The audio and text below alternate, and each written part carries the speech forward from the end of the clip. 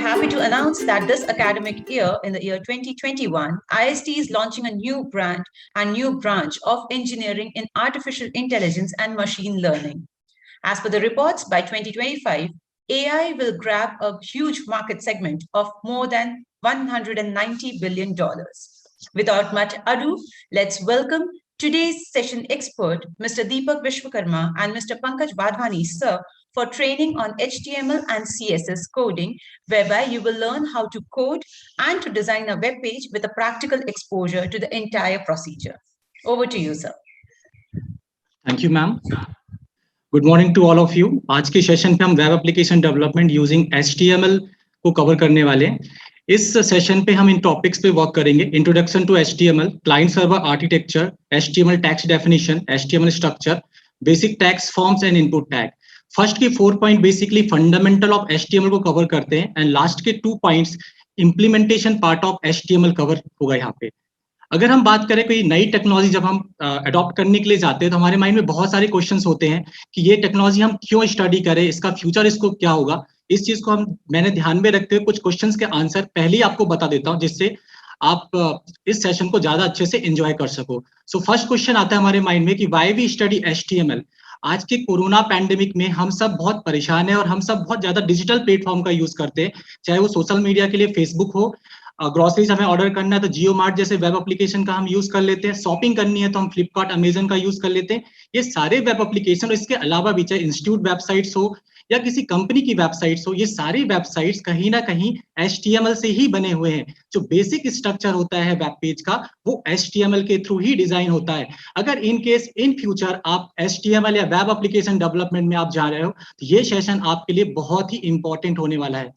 Next question हमारे mind में ये आता है कि एक्चुअल में what is the difference between web page and website. So web page एक सिंगल HTML डॉक्यूमेंट होता है। जो आज हम अभी स्टार्ट करेंगे वेब पेज बनाना, तो हम एक एक वेब पेज बनाएंगे और उसे हम आपस में कनेक्ट कर देंगे तो एक वेबसाइट पे कन्वर्ट हो जाएगा। थर्ड क्वेश्चन है इसी से मिलता जुलता, यहाँ पे मैंने इंक्लूड नहीं करा कि what is the difference between static website and dynamic website. So static website वो वेबसाइट होती है जो सिर्फ आप रीड कर सकते हो, आपने वेबसाइट ओपन करा, आप रीड कर लो, आपका काम खत्म। लेकिन जो डायनामिक वेबसाइट होती है बेसिकली वहां पे आप अपने इनपुट्स भी प्रोवाइड कर सकते हो, डेटा आप सबमिट कर सकते हो। जैसे हम फेसबुक पे लॉग इन करते हैं तो जो लॉग इन पेज है वहां पे आप यूजर ID पासवर्ड इंटर करते हो तो वो सर्वर के पास जाता है और सर्वर उस यूजर ID पासवर्ड को मैच करता है। तो यहाँ पे आप कुछ इनपुट्स दे रहे हो। ऐसी वेबसाइट डायनामिक वेबसाइट्स होती हैं और आज के सिनेरियो पे आइदर स्टैटिक वेबसाइट डायनामिक पे कन्वर्ट हो रही है और डायनामिक वेबसाइट ही डिजाइन हो रही है आज के टाइम पे। नेक्स्ट क्वेश्चन हमारा ये माइंड में आता है कि what is actually HTML। HTML stands for hypertext markup language और ये HTML डॉक्यूमेंट को डिस्क्राइब करने के लिए यूज होता है, वेब पेज के स्ट्रक्चर को डिजाइन करने के लिए यूज होता है। Then is HTML a programming language? No. HTML एक मार्कअप लैंग्वेज है, टैग बेस्ड लैंग्वेज है, ये प्रोग्रामिंग लैंग्वेज नहीं है। हमने C पढ़ा है, C++ पढ़ा है, जावा आपने सुना होगा, पाइथन आपने सुना होगा, ये सारी प्रोग्रामिंग लैंग्वेजेस हैं। बट HTML एक मार्कअप बेस्ड लैंग्वेज है जिसे रेंडर करेगा ब्राउजर ही इसके आउटपुट को आपको डिस्प्ले करके देगा। इसके लिए कोई एडिशनल सॉफ्टवेयर की हमें जरूरत नहीं पड़ती है। जो भी सॉफ्टवेयर इसके लिए जरूरत पड़ेगी वो आपके ऑलरेडी सिस्टम पे इंस्टॉल्ड होते हैं, बाय डिफॉल्ट आते हैं कंपनी के साइड से। देन नेक्स्ट हम बात करें कि HTML कोर्स को स्टार्ट करने के पहले प्री रिक्विजिट क्या है, हमें किस चीज का नॉलेज होना चाहिए। तो फर्स्ट पॉइंट होता है हमारा एडिटर। नोटपैड आप सब फैमिलियर हैं, इससे थोड़ा सा एडवांस एडिटर नोटपैड++ है। देन इससे भी अच्छा एडिटर VS कोड है। मेरे लैपटॉप में VS कोड इंस्टॉल्ड है, मैं आपको बता दूंगा। अगर आप VS कोड में काम करना चाहते हो, बहुत ही अच्छा स्मार्ट एडिटर है। और अगर आप नोटपैड में भी सेम कोड करोगे तो कोई भी डिफरेंस नहीं आएगा, एज इट इज सेम रहेगा। आप VS कोड यूज करो या नोटपैड यूज करो, बट VS कोड में थोड़े से बेनिफिट्स फीचर्स हमें ज्यादा अच्छे मिल जाते हैं। सेकेंड है ब्राउजर। तो आपके लैपटॉप में अगर आपने कोई एक्स्ट्रा ब्राउजर इंस्टॉल नहीं किया तो आपके मशीन पे इंटरनेट एक्सप्लोरर ऑलरेडी होगा। मेरे लैपटॉप में by default Google Chrome installed है, डिफॉल्ट सेट भी है। तो सारे जो डिस्प्ले होने वाले होंगे वेब पेज के आउटपुट वो गूगल क्रोम पे डिस्प्ले होंगे। URL बेसिकली वेब एप्लीकेशन का डोमेन नेम होता है। हमारे केस में हम ही डेवलपर है और हम ही यूजर है, क्योंकि एक ही लैपटॉप में हम वेबसाइट भी डेवलप करते हैं और उसी लैपटॉप में हम टेस्टिंग करते हैं। तो दोनों चीजें जब एक ही लैपटॉप में होती हैं तो डोमेन नेम यहाँ पे लोकल होस्ट हो जाता है। फोर्थ पॉइंट हमारा क्लाइंट सर्वर आर्किटेक्चर। ये जो पॉइंट रहेगा ये आपको बताएगा कि एक्चुअल में आप इंटरनेट पे आपके बनाए हुए वेब एप्लीकेशन को कैसे एक्सेस करते हो। तो चलिए हम स्टार्ट करते हैं client server architecture. Client server architecture में एक एग्जांपल की तरफ से हम समझते, एग्जांपल के थ्रू समझते हैं। जैसे हम सभी एक्सेस करते हैं इंटरनेट का और कुछ इंफॉर्मेशन सर्च करते हैं गूगल पे, तो मैंने यहाँ पे एग्जांपल लिया है, हम एमपी ऑनलाइन के पेज को सर्च करेंगे गूगल पे, तो हम बेसिकली क्या करेंगे, प्रोसेस ब्राउजर पे जाएंगे, गूगल ओपन करेंगे, देन वहां पे हम एक कीवर्ड एंटर करेंगे एमपी ऑनलाइन। वो रिक्वेस्ट आपकी रिक्वेस्ट आपकी मशीन से जनरेट होकर गूगल के सर्वर पे जाएगी। गूगल का सर्वर उस रिक्वेस्ट के अकॉर्डिंग क्या क्या वेब पेजेस है, क्या क्या लिंक्स अवेलेबल है एमपी ऑनलाइन की, वो रिटर्न में आपको रिस्पांस के फॉर्मेट में दे देगा और ब्राउजर पे डिस्प्ले हो जाएगा। रिक्वेस्ट भी आपके ब्राउजर से जनरेट हो रही है और रिस्पांस भी आपको सर्वर से ब्राउजर पे ही मिल रहा है। सो हमारे जो वेब पेजेस होंगे, क्योंकि ये वेब पेजेस सर्वर पे ही होते हैं, हम इन वेब पेजेस की रिक्वेस्ट करते हैं, और हमारा लैपटॉप, जैसे मैंने आपको बताया कि हमारे लैपटॉप में अभी सर्वर है, हमारे लैपटॉप में ही हम एज ए यूजर भी हैं, तो हमारा एक लोकल होस्ट बन जाता है लैपटॉप। नेक्स्ट हमें कवर करना है कि एक्चुअल में HTML टैग्स होते क्या हैं, HTML टैग्स होते क्या, क्योंकि इनका बहुत यूज होने वाला है अभी जब हम प्रैक्टिकल सेशन करेंगे। सो HTML टैग में जितने भी टैग्स है, ऑलमोस्ट 99% या 99.5% मैं बोलूं तो सारे टैग्स पेयर्स में होते हैं। ओपन टैग होगा, देन उसका सेपरेट एक क्लोजिंग टैग होगा, तो पेयर्स में होते हैं। सिर्फ 0.5% टैग ऐसे होते हैं जो सिंगल टैग होते हैं, वो भी मैं आपको बता दूंगा सिंगल टैग के कुछ एग्जांपल्स। तो यहाँ पे एक मैंने फॉन्ट टैग लिया हुआ है। बेसिकली ये टैग होते क्या है, हर टैग की एक प्रॉपर्टी है, हर टैग का एक डिस्क्रिप्शन है, और ये डिस्क्रिप्शन आप या मुझे सिर्फ प्रैक्टिकली पता चलेगा, लेकिन ब्राउजर के अंदर हर एक चीज का डिस्क्रिप्शन फिक्स है। अगर आप फॉन्ट टैग यूज करते हो तो फॉन्ट टैग वैसे अपने आप में कोई बहुत बड़ा टैग नहीं है, इसके अंदर जो हम प्रॉपर्टीज यूज करेंगे वो उस प्रॉपर्टीज पे डिपेंड करेगा कि कंटेंट का बिहेवियर क्या है। जैसे मैं एग्जांपल के थ्रू आपको बताता हूं, यहाँ पे ये हमारा ओपनिंग टैग हुआ, और क्लोजिंग टैग कितना इजी है, हमने जस्ट सामने एक फॉरवर्ड स्लैश लगा दिया और क्लोजिंग टैग हो गया। यहाँ पे जो हमें ध्यान रखने की बात है वो एंगुलर ब्रैकेट है, less than and greater than. जो टैग सेपरेट होते हैं वो लेस देन और ग्रेटर देन साइन के थ्रू होते हैं, इसके बीच में टैग का नाम आता है। सेम जो क्लोजिंग टैग है, यहाँ पे सिर्फ फॉरवर्ड स्लैश लग रहा है। कई बार ऐसा होता है हम जल्दबाजी में बैक स्लैश लगाते हैं, तो बैक स्लैश नहीं आएगा, यहाँ पे जस्ट शिफ्ट के बगल में होता है फॉरवर्ड स्लैश, हमें फॉरवर्ड स्लैश लगाना है। अब देन इसके बीच में जो आप कंटेंट लिखेंगे उस पे फॉन्ट की प्रॉपर्टीज अप्लाई हो जाएंगी। तो ये हमने यहाँ पे कंटेंट लिखा। अभी ये कंटेंट आप देख रहे हो बेसिक कंटेंट है ब्लैक कलर का, क्योंकि फॉन्ट अपने आप में कोई स्पेशल कोई फीचर्स प्रोवाइड नहीं करता, कोई डिफॉल्ट वैल्यूज डिफॉल्ट प्रॉपर्टीज नहीं होती। तो फॉन्ट के अंदर एक हम एट्रीब्यूट यूज कर रहे हैं। अब बात ये आ गई, सर आप तो प्रॉपर्टीज की बात कर रहे थे, अब एट्रीब्यूट कहां से आ गया। एक्चुअल में जो चीज हम प्रॉपर्टीज नॉर्मल लैंग्वेज बोलते हैं वही HTML में हम एट्रीब्यूट बोलते हैं। जैसे अगर आप मोबाइल फोन लेने जाते हो तो मोबाइल फोन का कलर, तो कलर क्या एक एट्रीब्यूट है, बट कलर की वैल्यू होगी कि ब्लैक कलर आपको चाहिए कि पर्पल कलर चाहिए, आपको मोबाइल की रेड कलर चाहिए। सीपीयू क्या है, सीपीयू कौन सा है, ऑक्टा-कोर है, ऑक्टा-कोर प्रोसेसर लगा हुआ है या क्वाड-कोर प्रोसेसर है, इस टाइप से हम चीजें देखते हैं। तो प्रॉपर्टीज वहां पे मोबाइल फोन पे हो सकती है, मोबाइल फोन की वो सारे प्रॉपर्टीज है, लेकिन HTML में यही चीज एट्रीब्यूट्स होती है। तो फॉन्ट के अंदर एक एट्रीब्यूट होता है कलर एट्रीब्यूट, और जैसे ही उसकी आप वैल्यू देते हो रेड, तो जो टेक्स्ट कलर होगा जो फॉन्ट ओपन और फॉन्ट क्लोज के बीच में लिखा हुआ ये रेड कलर में हो जाएगा। तो हमें इन्हीं पेयर्स में काम करते रहना है। बहुत सारे टैग्स हैं, और जो बेसिक टैग जो ज्यादा से ज्यादा यूज होने वाले टैग है वो मैं आपको प्रैक्टिकल सेशन में बताने वाला हूं। इसी पूरे कंप्लीट टैग को ही हम एलिमेंट भी बोलते हैं HTML के अंदर। नेक्स्ट अब हम समझते हैं कि एक्चुअल में HTML के स्ट्रक्चर को डिजाइन कैसे किया जाता है। जैसा अभी मैंने आपको बताया कि एक वेब पेज होता है, HTML के तो हम वेब पेज क्रिएट करने वाले, डेवलप करने वाले हैं। तो वेब पेज डिस्प्ले कहाँ पे होगा, ब्राउजर पे होगा। तो कहीं ना कहीं हम ब्राउजर को देखते हुए हम वेब पेज को समझेंगे, जो हम डिजाइन करने वाले HTML को स्ट्रक्चर को समझेंगे। तो लेफ्ट हैंड साइड पे आपको ब्राउजर दिख रहा होगा, बहुत सिंपल ब्राउजर है, राइट। अब हम इसके राइट साइड पे देखेंगे कि जो HTML स्ट्रक्चर होता है वो स्टार्ट होता है HTML से, क्योंकि पेयर में है। तो HTML स्टार्ट होगा HTML से और एंड होगा फॉरवर्ड स्लैश HTML से। सो ये एक बेसिक स्ट्रक्चर है, ये स्टार्टिंग पॉइंट है, स्टार्ट होता है हमारा वेब पेज HTML से।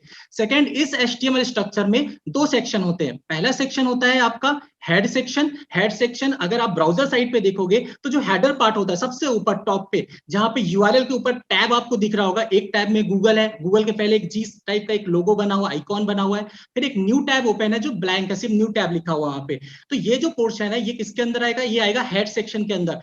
हेड सेक्शन का बहुत ज्यादा बेनिफिट होता है, और ये प्री रिक्विजिट आपकी वेबसाइट में प्री सेटिंग के काम करने के लिए भी यूज होता है। अगर आपको आपके वेब पेज का आइकॉन सेट करना है तो आप हेड सेक्शन के अंदर करोगे, इंटरनल CSS का यूज करना है हेड सेक्शन के अंदर करोगे, एक्सटर्नल CSS का यूज करना है हेड सेक्शन के अंदर करोगे, सर्च इंजन ऑप्टिमाइजेशन से रिलेटेड कीवर्ड हमें यूज करना है वो भी हेड सेक्शन के अंदर आएगा। बट सबसे मजे की बात यह है कि हेड सेक्शन ऑप्शनल होता है HTML में। अभी आप देखोगे हेड सेक्शन नहीं भी लगाएंगे कोई प्रॉब्लम नहीं आती, बट रिकमेंडेड यही है कि आप हेड सेक्शन का यूज करो। नेक्स्ट पार्ट जो HTML के अंदर होता है, मैं इस हेड सेक्शन के अंदर एक टाइटल भी होता है जो मैं आपको बता रहा था, टाइटल ऑफ टैब, राइट। तो अगर आपको हेड सेक्शन के अंदर टैब का टाइटल देना, अभी यहाँ पे न्यू टैब आ रहा है, इसके पहले जिसमें लिखा गूगल लिखा हुआ है, तो गूगल भी एक टाइटल ऑफ द पेज है। नए टैब पे भी अगर आप टाइटल के अंदर जो वैल्यू दोगे वो वहां पे न्यू टैब की जगह रिप्लेस हो जाएगा। नेक्स्ट इसका सेक्शन होता है HTML के अंदर, सेकंड वाला, वो होता है बॉडी पार्ट। ये बहुत इंपॉर्टेंट पार्ट होता है और यही चीज एक्चुअल में डिस्प्ले होती है। जैसे अगर आप बॉडी के अंदर अपना नाम भी डायरेक्टली लिख देते हो, वो भी वेब पेज में डिस्प्ले हो जाएगा, राइट। सो हमें CSS के थ्रू काफी कुछ स्टाइलिंग करनी होती है, जो आपको कुछ देर बाद आपको सारा इंफॉर्मेशन मिलेगा। तो इस टाइप से हम स्ट्रक्चर डिजाइन कर सकते हैं। ये बेसिक स्ट्रक्चर है HTML का बेसिक स्ट्रक्चर है। इसे हम थोड़ा सा एक और एग्जांपल के थ्रू समझते हैं। अगेन एक ब्राउजर है, एक ब्राउजर की स्क्रीन है यहाँ पे मैंने ली हुई है। यहाँ पे आप देखोगे तो HTML बिल्कुल टॉप लेफ्ट कॉर्नर पे HTML स्टार्ट हो रहा है, राइट बॉटम कॉर्नर पे HTML फिनिश हो रहा है। देन इसके बाद आता है हेड सेक्शन, और हेड सेक्शन फिनिश हो रहा है। आप राइट साइड पे आप देखो तो जो हेडर पार्ट है दैट इज हेड सेक्शन। इसके अंदर एक टैब है index.html। सो ये title open and title close के बीच में जो इंडेक्स लिखा हुआ है, यहाँ पे हम टाइटल प्रोवाइड कर सकते हैं, तो टैब की जगह आ जाएगा। और आखिरी में जो डिस्प्ले होने वाला व्हाइट कलर का जो आपको बॉक्स दिख रहा है, जहां पे my first heading and my first paragraph है, ये बॉडी का पार्ट होता है, राइट। इसको और हम सिंप्लीफाई वे पे समझते हैं कि एक्चुअल में जब हम कोडिंग करेंगे तो ये दिखेगा कैसे। तो कोडिंग में ये इस टाइप से स्ट्रक्चर दिखेगा, जिसमें आप देखो कि HTML ओपन हुआ है, सबसे नीचे बॉटम में HTML क्लोज हुआ है, इसके ऊपर अगर हम टॉप पे जाए तो हेड सेक्शन है, हेड के अंदर टाइटल है। सभी टैग यहाँ पे पेयर्स में है, अनपेयर्ड कोई भी टैग, सिंगल टैग नहीं, सब पेयर्स में है। ओपनिंग टैग है, देन क्लोजिंग टैग है। बॉडी सेक्शन के अंदर कुछ हेडिंग टैग, कुछ पैराग्राफ टैग लिए हुए, अभी हम समझेंगे कि ये टैग होते क्या है बेसिकली। चलिए नेक्स्ट ही टैग है हमारा है टाइप्स ऑफ टैग्स। हम देख लेते हैं जो हम कवर करने वाले प्रैक्टिकल में। फर्स्ट टैग हम कवर करेंगे हेडिंग टैग। हेडिंग टैग के बाद हम जाएंगे इमेज टैग पे, इमेज टैग के बाद हम लिंक टैग पे जाएंगे, मार्क्यू पे जाएंगे, आई फ्रेम पे जाएंगे, ऑडियो पे जाएंगे, वीडियो पे जाएंगे, एंड फॉर्म टैग पे जाएंगे। मार्क्यू पे वो डबल ही होता है, वो मिस्टेक की वजह से हो गया, डबल ही है मार्क्यू। सो हम अब प्रैक्टिकल सेशन स्टार्ट करते हैं। इस पीपीटी में हर एक चीज की डिटेलिंग है, ये मैं आपको at the end of session provide कर दूंगा, जिससे आप अगर प्रैक्टिकल इंप्लीमेंटेशन करना चाहते हो तो इस पीपीटी को देखते हुए भी आप कर सकते हो, राइट। सो अब हम मूव कर रहे हैं प्रैक्टिकल सेशन पे। सो एक हमें एडिटर चाहिए। सो उसके लिए मैं आपको बता देता हूं कि हमें क्या प्रोसेस करना है। बेसिकली आप नोटपैड पे भी कोड कर सकते हो, जैसा मैंने आपको बताया कि कुछ खास डिफरेंस आपको मिलेगा नहीं कोडिंग पे। जो भी डिफरेंस मिलेगा, कुछ फीचर्स मुझे एड ऑन फीचर्स मिल जाते हैं VS कोड पे। तो मैं आपको बता देता हूं कि VS कोड आप कहां से इंस्टॉल कर सकते हो। जस्ट गूगल पे हमें जाना है, यहाँ पे VS कोड को सर्च करना है।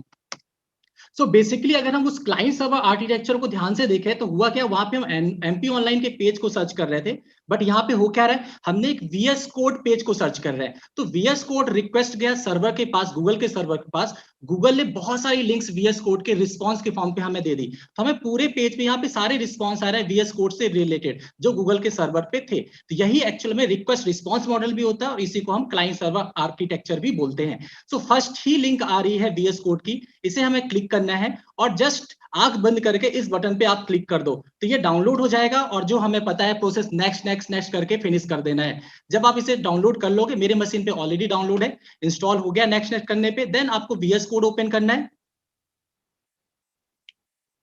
इस टाइप से VS कोड ओपन हो जाएगा। अभी ये बहुत ही बेसिक एडिटर है, इसमें कोई भी एड ऑन फीचर्स नहीं है, जैसा आपका नोटपैड है वैसा ही है। फाइल पे जाके आप न्यू फाइल कर सकते हो, यहाँ पे आपको एक नोटपैड की एक एक्स्ट्रा एक फाइल मिल जाएगी। अगर हम इसे थोड़ा सा एडवांस एडिटर बनाए, क्योंकि ये VS कोड है, मतलब एक ID है, इंटीग्रेटेड डेवलपमेंट एनवायरनमेंट एप्लीकेशन है, जो हमें कुछ एड ऑन फीचर्स देता है। लाइक जैसे ऑटो सेव आप करना चाहते हो, कंट्रोल S हम बार बार अगेन अगेन हमें प्रेस करना होगा। कोई फाइल पे हमें चेंज करना है, कंट्रोल S आपको प्रेस करना होगा। उससे बेटर ये कि कोई ऐसा फीचर्स हमें मिल जाए जिसमें ऑटो सेव कर दे, एक चेंज भी हमने करा तो ऑटोमेटिकली वो फाइल सेव हो जाए, तो इससे हमें एक हेल्प मिल जाती है। तो इस VS कोड में ऑटो सेव का ऑप्शन है, फाइल के अंदर ऑटो सेव पे मैंने यहाँ पे टिक करके रखा हुआ है, राइट। सेकेंड ऑप्शन ये आता है एक लाइव सर्वर का। बेसिकली HTML पेज में ये होता है कि अगर आप नोटपैड पे काम करते हो और कोई भी चेंज करोगे, एक सिंपल सा आपने एक स्पेलिंग भी चेंज करी और आप चाहते हो कि वो ब्राउजर पे रिफ्लेक्ट हो जाए, तो ब्राउजर को रिलोड करना होगा। ब्राउजर पे जिस टैब पे ओपन है पेज, उस पेज को रिलोड कर दो, तो पेज को रिलोड करोगे तो आउटपुट रिफ्रेश हो जाएगा। लेकिन जो आईडी है हमारा VS कोड, ये हमें कुछ प्लगइन्स देता है, एक्सटेंशन देता है, जिसको हम इंस्टॉल कर सकते हैं, राइट। सो मैं आपको एग्जांपल के थ्रू बता रहा हूं यहाँ पे।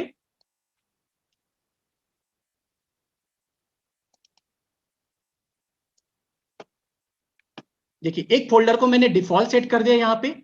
अब एक फाइल हम ले लेते हैं, उस फाइल का नाम जर्नली, आप कुछ भी ले सकते हैं, लेकिन एक बात याद रखना, HTML में जैसे हर एक फाइल का एक्सटेंशन होता है, जैसे नोटपैड की बात करें, नोटपैड की फाइल .txt बाय डिफॉल्ट होता है, कोई इमेज फाइल है तो .jpg होगा, .png होगा, कोई ऑडियो फाइल है .mp3 होगा। उसी टाइप से HTML फाइल का भी एक्सटेंशन होता है, जिसका जिसका कीवर्ड है .html, हाइपरटेक्स्ट मार्कअप लैंग्वेज। हर एक फाइल के नाम के बाद .html जैसे ही आप लगाओगे, वो फाइल आपके डिफॉल्ट ब्राउजर के आइकॉन पे चेंज हो जाएगी। ये भी अभी हम प्रैक्टिकली अभी देख लेंगे।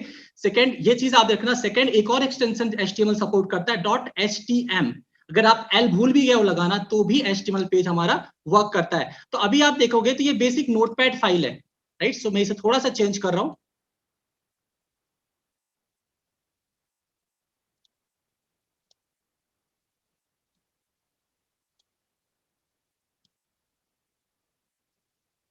फर्स्ट पेज का नाम हम लेते हैं index.html। सो ये जो नोटपैड की फाइल थी, बेसिक नोटपैड की फाइल थी, इसको हमने index.html दे दिया। अब इससे फायदा क्या होगा कि इसके अंदर मुझे HTML के सपोर्ट्स मिलेंगे। वैसे नहीं मिलेंगे सपोर्ट्स, अगर आप नोटपैड पे एडिटिंग करोगे तो कोई ज्यादा सपोर्ट्स आपको एक्स्ट्रा नहीं मिलने वाला, बट इसमें हम कुछ प्लगइन्स यूज करेंगे, जिसमें हम H भी प्रेस कर रहे हैं तो देखो H से रिलेटेड बहुत सारे टैग्स अवेलेबल है HTML के अंदर। और HTML के जो टैग होते हैं वो सब प्री डिफाइंड टैग होते हैं, राइट। सो प्री डिफाइंड टैग या तो आप याद रख लो, या तो बहुत सारी प्रैक्टिस करो तो वो टैग आपको याद हो जाएंगे। लेकिन ब्राउजर को हर एक टैग की डेफिनेशन पता है कि अगर आप H1 लगा रहे हो तो क्या आउटपुट देना है। सो ये टोटली रिस्पॉन्सिबिलिटी ब्राउजर की है। और एक और चीज मैं आपको एडिशनली बता दे रहा हूं कि HTML कोई प्रोग्रामिंग लैंग्वेज तो है नहीं, तो आपको एरर इतनी आसानी से समझ में नहीं आएगी। एरर का रिकॉग्नाइज करने का एक ही तरीका है कि कभी कोई टैग आप यूज कर रहे हो और आपको लगता है कि कलर चेंज होना चाहिए, बट कलर चेंज नहीं हुआ, तो उससे आपको पता चल जाएगा उस टैग में कुछ प्रॉब्लम है। दूसरा रिकॉग्नाइजेशन आप ऐसे कर सकते हो कि अगर किसी टैग में आपने मिस्टेक कर दिया, स्पेलिंग मिस्टेक कर दी, तो टैग वैसा का वैसा लिख कर आ जाएगा वेब पेज पे। तो वैसे भी आप उस तरीके से भी आप रिकॉग्नाइज कर सकते हो कि टैग में कुछ हमने मिस्टेक करी हुई है। सो ये जो आपको हिंट्स मिल रहे हैं, ये प्लगइन्स की वजह से मिल रहे हैं। तो प्लगइन्स आपको कहां से इंस्टॉल करना है, लेफ्ट हैंड साइड पे VS कोड पे यहीं पे ऑप्शन आपको मिलेगा एक्सटेंशन का। अब एक्सटेंशन में हमें सिर्फ 2 प्लगइन चाहिए। एक प्लगइन हमें चाहिए HTML। जैसे ही आप HTML प्लगइन HTML सर्च करोगे तो टॉप पे ही HTML CSS सपोर्ट आ जाएगा। जस्ट आपको इसे इंस्टॉल करना है, मेरे इसमें इंस्टॉल्ड है, राइट। सेकंड, हमें लाइव सर्वर चाहिए जिससे हमें बार बार ब्राउजर को रिफ्रेश ना करना पड़े। तो हम लाइव सर्वर जैसे ही सर्च करेंगे तो सबसे टॉप पे लाइव सर्वर आ जाएगा, इसे भी हमें इंस्टॉल करना है। जब ये 2 प्लगइन्स आप इंस्टॉल कर लोगे तो ये जो नॉर्मल VS कोड था, अब ये थोड़ा सा एडवांस VS कोड बन गया, राइट। सो अब कुछ प्रोग्रामिंग करी जाए।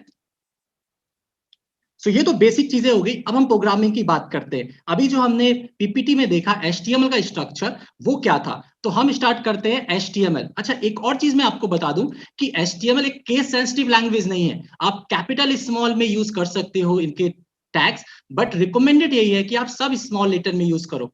सो HTML स्टार्ट हुआ यहाँ पे। देन हम यूज करेंगे HTML के 2 सेक्शन का। पहला सेक्शन होता है इसके अंदर हेड सेक्शन। हेड सेक्शन के जस्ट बाद दूसरा सेक्शन होता है बॉडी सेक्शन। पेयर्स का आप स्पेशली ध्यान रखना। अब मेरे केस में आप एक और चीज देख रहे हो, जैसे ही मैं ओपनिंग टैग लगा रहा हूं, ऑटोमेटिकली वो बॉडी टैग का क्लोजिंग टैग इसने यहाँ पे लगा दिया। हेड टैग जैसे ही मैंने लिखा, ऑटोमेटिकली उसका क्लोजिंग टैग लगा दिया। ये बेनिफिट होता है किसी इंटीग्रेटेड डेवलपमेंट सॉफ्टवेयर का यूज करने का। ये नोटपैड पे आपको हेल्प नहीं मिलेगी। ये क्यों हेल्प मुझे मिल रही है, बिकॉज ऑफ प्लगइन्स, जो हमने HTML का प्लगइन्स एक्सटेंशन हमने इस VS कोड में इंस्टॉल किया है, उसकी वजह से हमें हेल्प मिल जाती है। डेवलपर इसी चीज को ज्यादा यूज करते हैं क्योंकि हर एक चीज को याद रख पाना बहुत मुश्किल होता है। और अभी तो हम बहुत सिंपल वेब पेज डिजाइन कर रहे हैं। अगर आप देखते हो रियल लाइफ में बहुत बड़े बड़े वेब पेजेस होते हैं, सिंगल वेब पेज में बहुत सारा कंटेंट होता है। तो अगर एक भी पेयर्स आप मिस कर गए तो उसको ढूंढना, फाइंड आउट करना बहुत डिफिकल्ट टास्क हो जाता है। अब ये हमने 2 सेक्शन यहाँ पे मेंशन कर दिया, हेड सेक्शन और बॉडी सेक्शन। अब हेड सेक्शन के अंदर एक और चीज आती है, title. So title of the page हम यहाँ पे मेंशन करते हैं, टाइटल। और टाइटल के अंदर इस इंडेक्स पेज को हम बोलते हैं कि ये होम पेज है। तो आप देखोगे टैब में जो टाइटल के अंदर हमने वैल्यू दी है, ये होम पेज में सबसे ऊपर टैब पर लिख कर आएगी। देन बॉडी के अंदर जो एक्चुअल में वेब पेज में डिस्प्ले होने वाला पार्ट है, तो यहाँ पे एक कंटेंट ले लेते हैं कॉलेज का नाम, और इसको हम चेक करते हैं कि ये डिस्प्ले हो रहा है कि नहीं। सो एक ये नॉर्मल कंटेंट है। अब ये सेव कहां हो रहा है, उस फोल्डर पे जिस फोल्डर को मैंने इस VS कोड पे ओपन करा है। मैं आपको बता देता हूं ये फोल्डर पे कहां चल रहा है। ये 1 मिनट, ये यहाँ पे ये जो फाइल आपको इंडेक्स फाइल दिख रही है, मैं मैग्नीफायर के थ्रू आपको बता देता हूँ। ये वो इंडेक्स फाइल है जो हमने एक नोटपैड फाइल को .html से सेव करा था, index.html। सो ये इसका देखो जो आइकॉन आपको दिख रहा है, ये ब्राउजर का आइकॉन है क्रोम का, क्योंकि मेरे लैपटॉप में क्रोम बाय डिफॉल्ट सेट है। तो यहाँ पे जो पेज का आइकॉन आ रहा है वो क्रोम आ रहा है। इस पे जैसे ही मैं डबल क्लिक करूंगा तो ये जो पेज है ये ब्राउजर पे ओपन हो जाएगा। देखिए अब यहाँ पे आप देखोगे तो ये आपका Indore institute of science and technology आ रहा है, ये बॉडी के अंदर है, राइट। लेकिन जो हमने टाइटल के अंदर हेड सेक्शन के अंदर लिखा हुआ है, ये मैग्नीफायर के थ्रू मैं आपको बता रहा हूँ, ये देखिए यहाँ पे ये जो होम पेज आ रहा है, ये क्यों आ रहा है, किसकी वजह से आ रहा है, हेड सेक्शन के अंदर टाइटल के अंदर जो आपने वैल्यू दी है वो यहाँ पे आ रहा है। और ये वाला जो पार्ट है ये बॉडी सेक्शन के अंदर है। तो एक्चुअल में जो चीज डिस्प्ले होने वाली पार्ट होती है वो बॉडी के अंदर हमें यहाँ पे मेंशन करना होता है। सेकंड, ये बहुत ही ये व्हाइट कलर आपको दिख रहा है बैकग्राउंड का, तो हम इसके बैकग्राउंड के कलर को चेंज करते हैं। सो मैग्नीफायर को मैं नॉर्मल कर देता हूं, कॉपी आउट सा दिख रहा है। अब हमारा पहला टास्क ये रहेगा कि एक मैं सीएसएस की एक जनरल प्रॉपर्टी यूज कर रहा हूं, मैं ज्यादा आपको सीएसएस नहीं बताऊंगा, एक जनरल प्रॉपर्टी यूज कर रहा हूं, BG colour. BG colour x tends for background colour. अब बैकग्राउंड कलर आप ब्राउन, ब्लैक, येलो जो आपको चाहिए आप यूज कर सकते हो नाम से भी, और हेक्साडेसिमल कोड भी आप HTML में सर्च कर सकते हो, हेक्साडेसिमल कोड भी आपको मिल जाएगा, RGB कोड भी मिल जाएगा, नाम से भी आप चीजें कर सकते हो। तो एक बार देखते हैं इफेक्ट क्या पड़ा। सो इसको हम कंट्रोल एस से सेव कर सकते हैं, वैसे भी ऑटो सेव है एडिटर। इसको हम रिलोड करके देखते हैं। देखो आप बैकग्राउंड कलर पूरे बॉडी का चेंज हो गया। सो बॉडी में बेसिकली हम वो प्रॉपर्टीज का यूज कर सकते हैं जो आप पूरे वेब पेज में चाहते हो, ठीक है। सो यहाँ पे Indore institute of science and technology आ गया, नॉर्मल टेक्स्ट है। अब हम आगे के प्रैक्टिकल इंप्लीमेंटेशन पे चलते हैं। ये तो हमारा एक बेसिक स्ट्रक्चर था HTML का, इसे हम सेव कर देते हैं। ये ऑटो सेव तो हो गया। नेक्स्ट है हम पढ़ते हैं heading tag. So basically heading tag होता क्या है, हेडिंग टैग जैसे नाम से ही क्लियर हो रहा है कि ये हेडिंग क्रिएट करने के लिए यूज होगा, right. So heading tag total 6 types के होते हैं। H1 से स्टार्ट होता है और ये जाता है H6 तक। H1 सबसे लार्जेस्ट बोल्ड होता है, जिसका जो फॉन्ट साइज होता है वो 32 पिक्सल होता है। अब बात आती है सर व्हाट इज पिक्सल। सो देखो हम फॉन्ट साइज बेसिकली जो यूज करते हैं वो अलग फॉन्ट साइज है। जब हम वेब पेज की बात करते हैं तो जो पिक्सल यूनिट होती है साइज को नापने के लिए, इसके अलावा भी अदर यूनिट भी है साइज के लिए, बट पिक्सल सबसे ज्यादा यूज होने वाला यूनिट है। तो हम पिक्सल पे ही साइज डिफाइन करते हैं। तो ये Indore institute of science and technology word को मैं कट कर लेता हूं फिलहाल के लिए कंट्रोल X से। अब मैं H1 टैग का यूज करूंगा हेडिंग टैग का। सो H1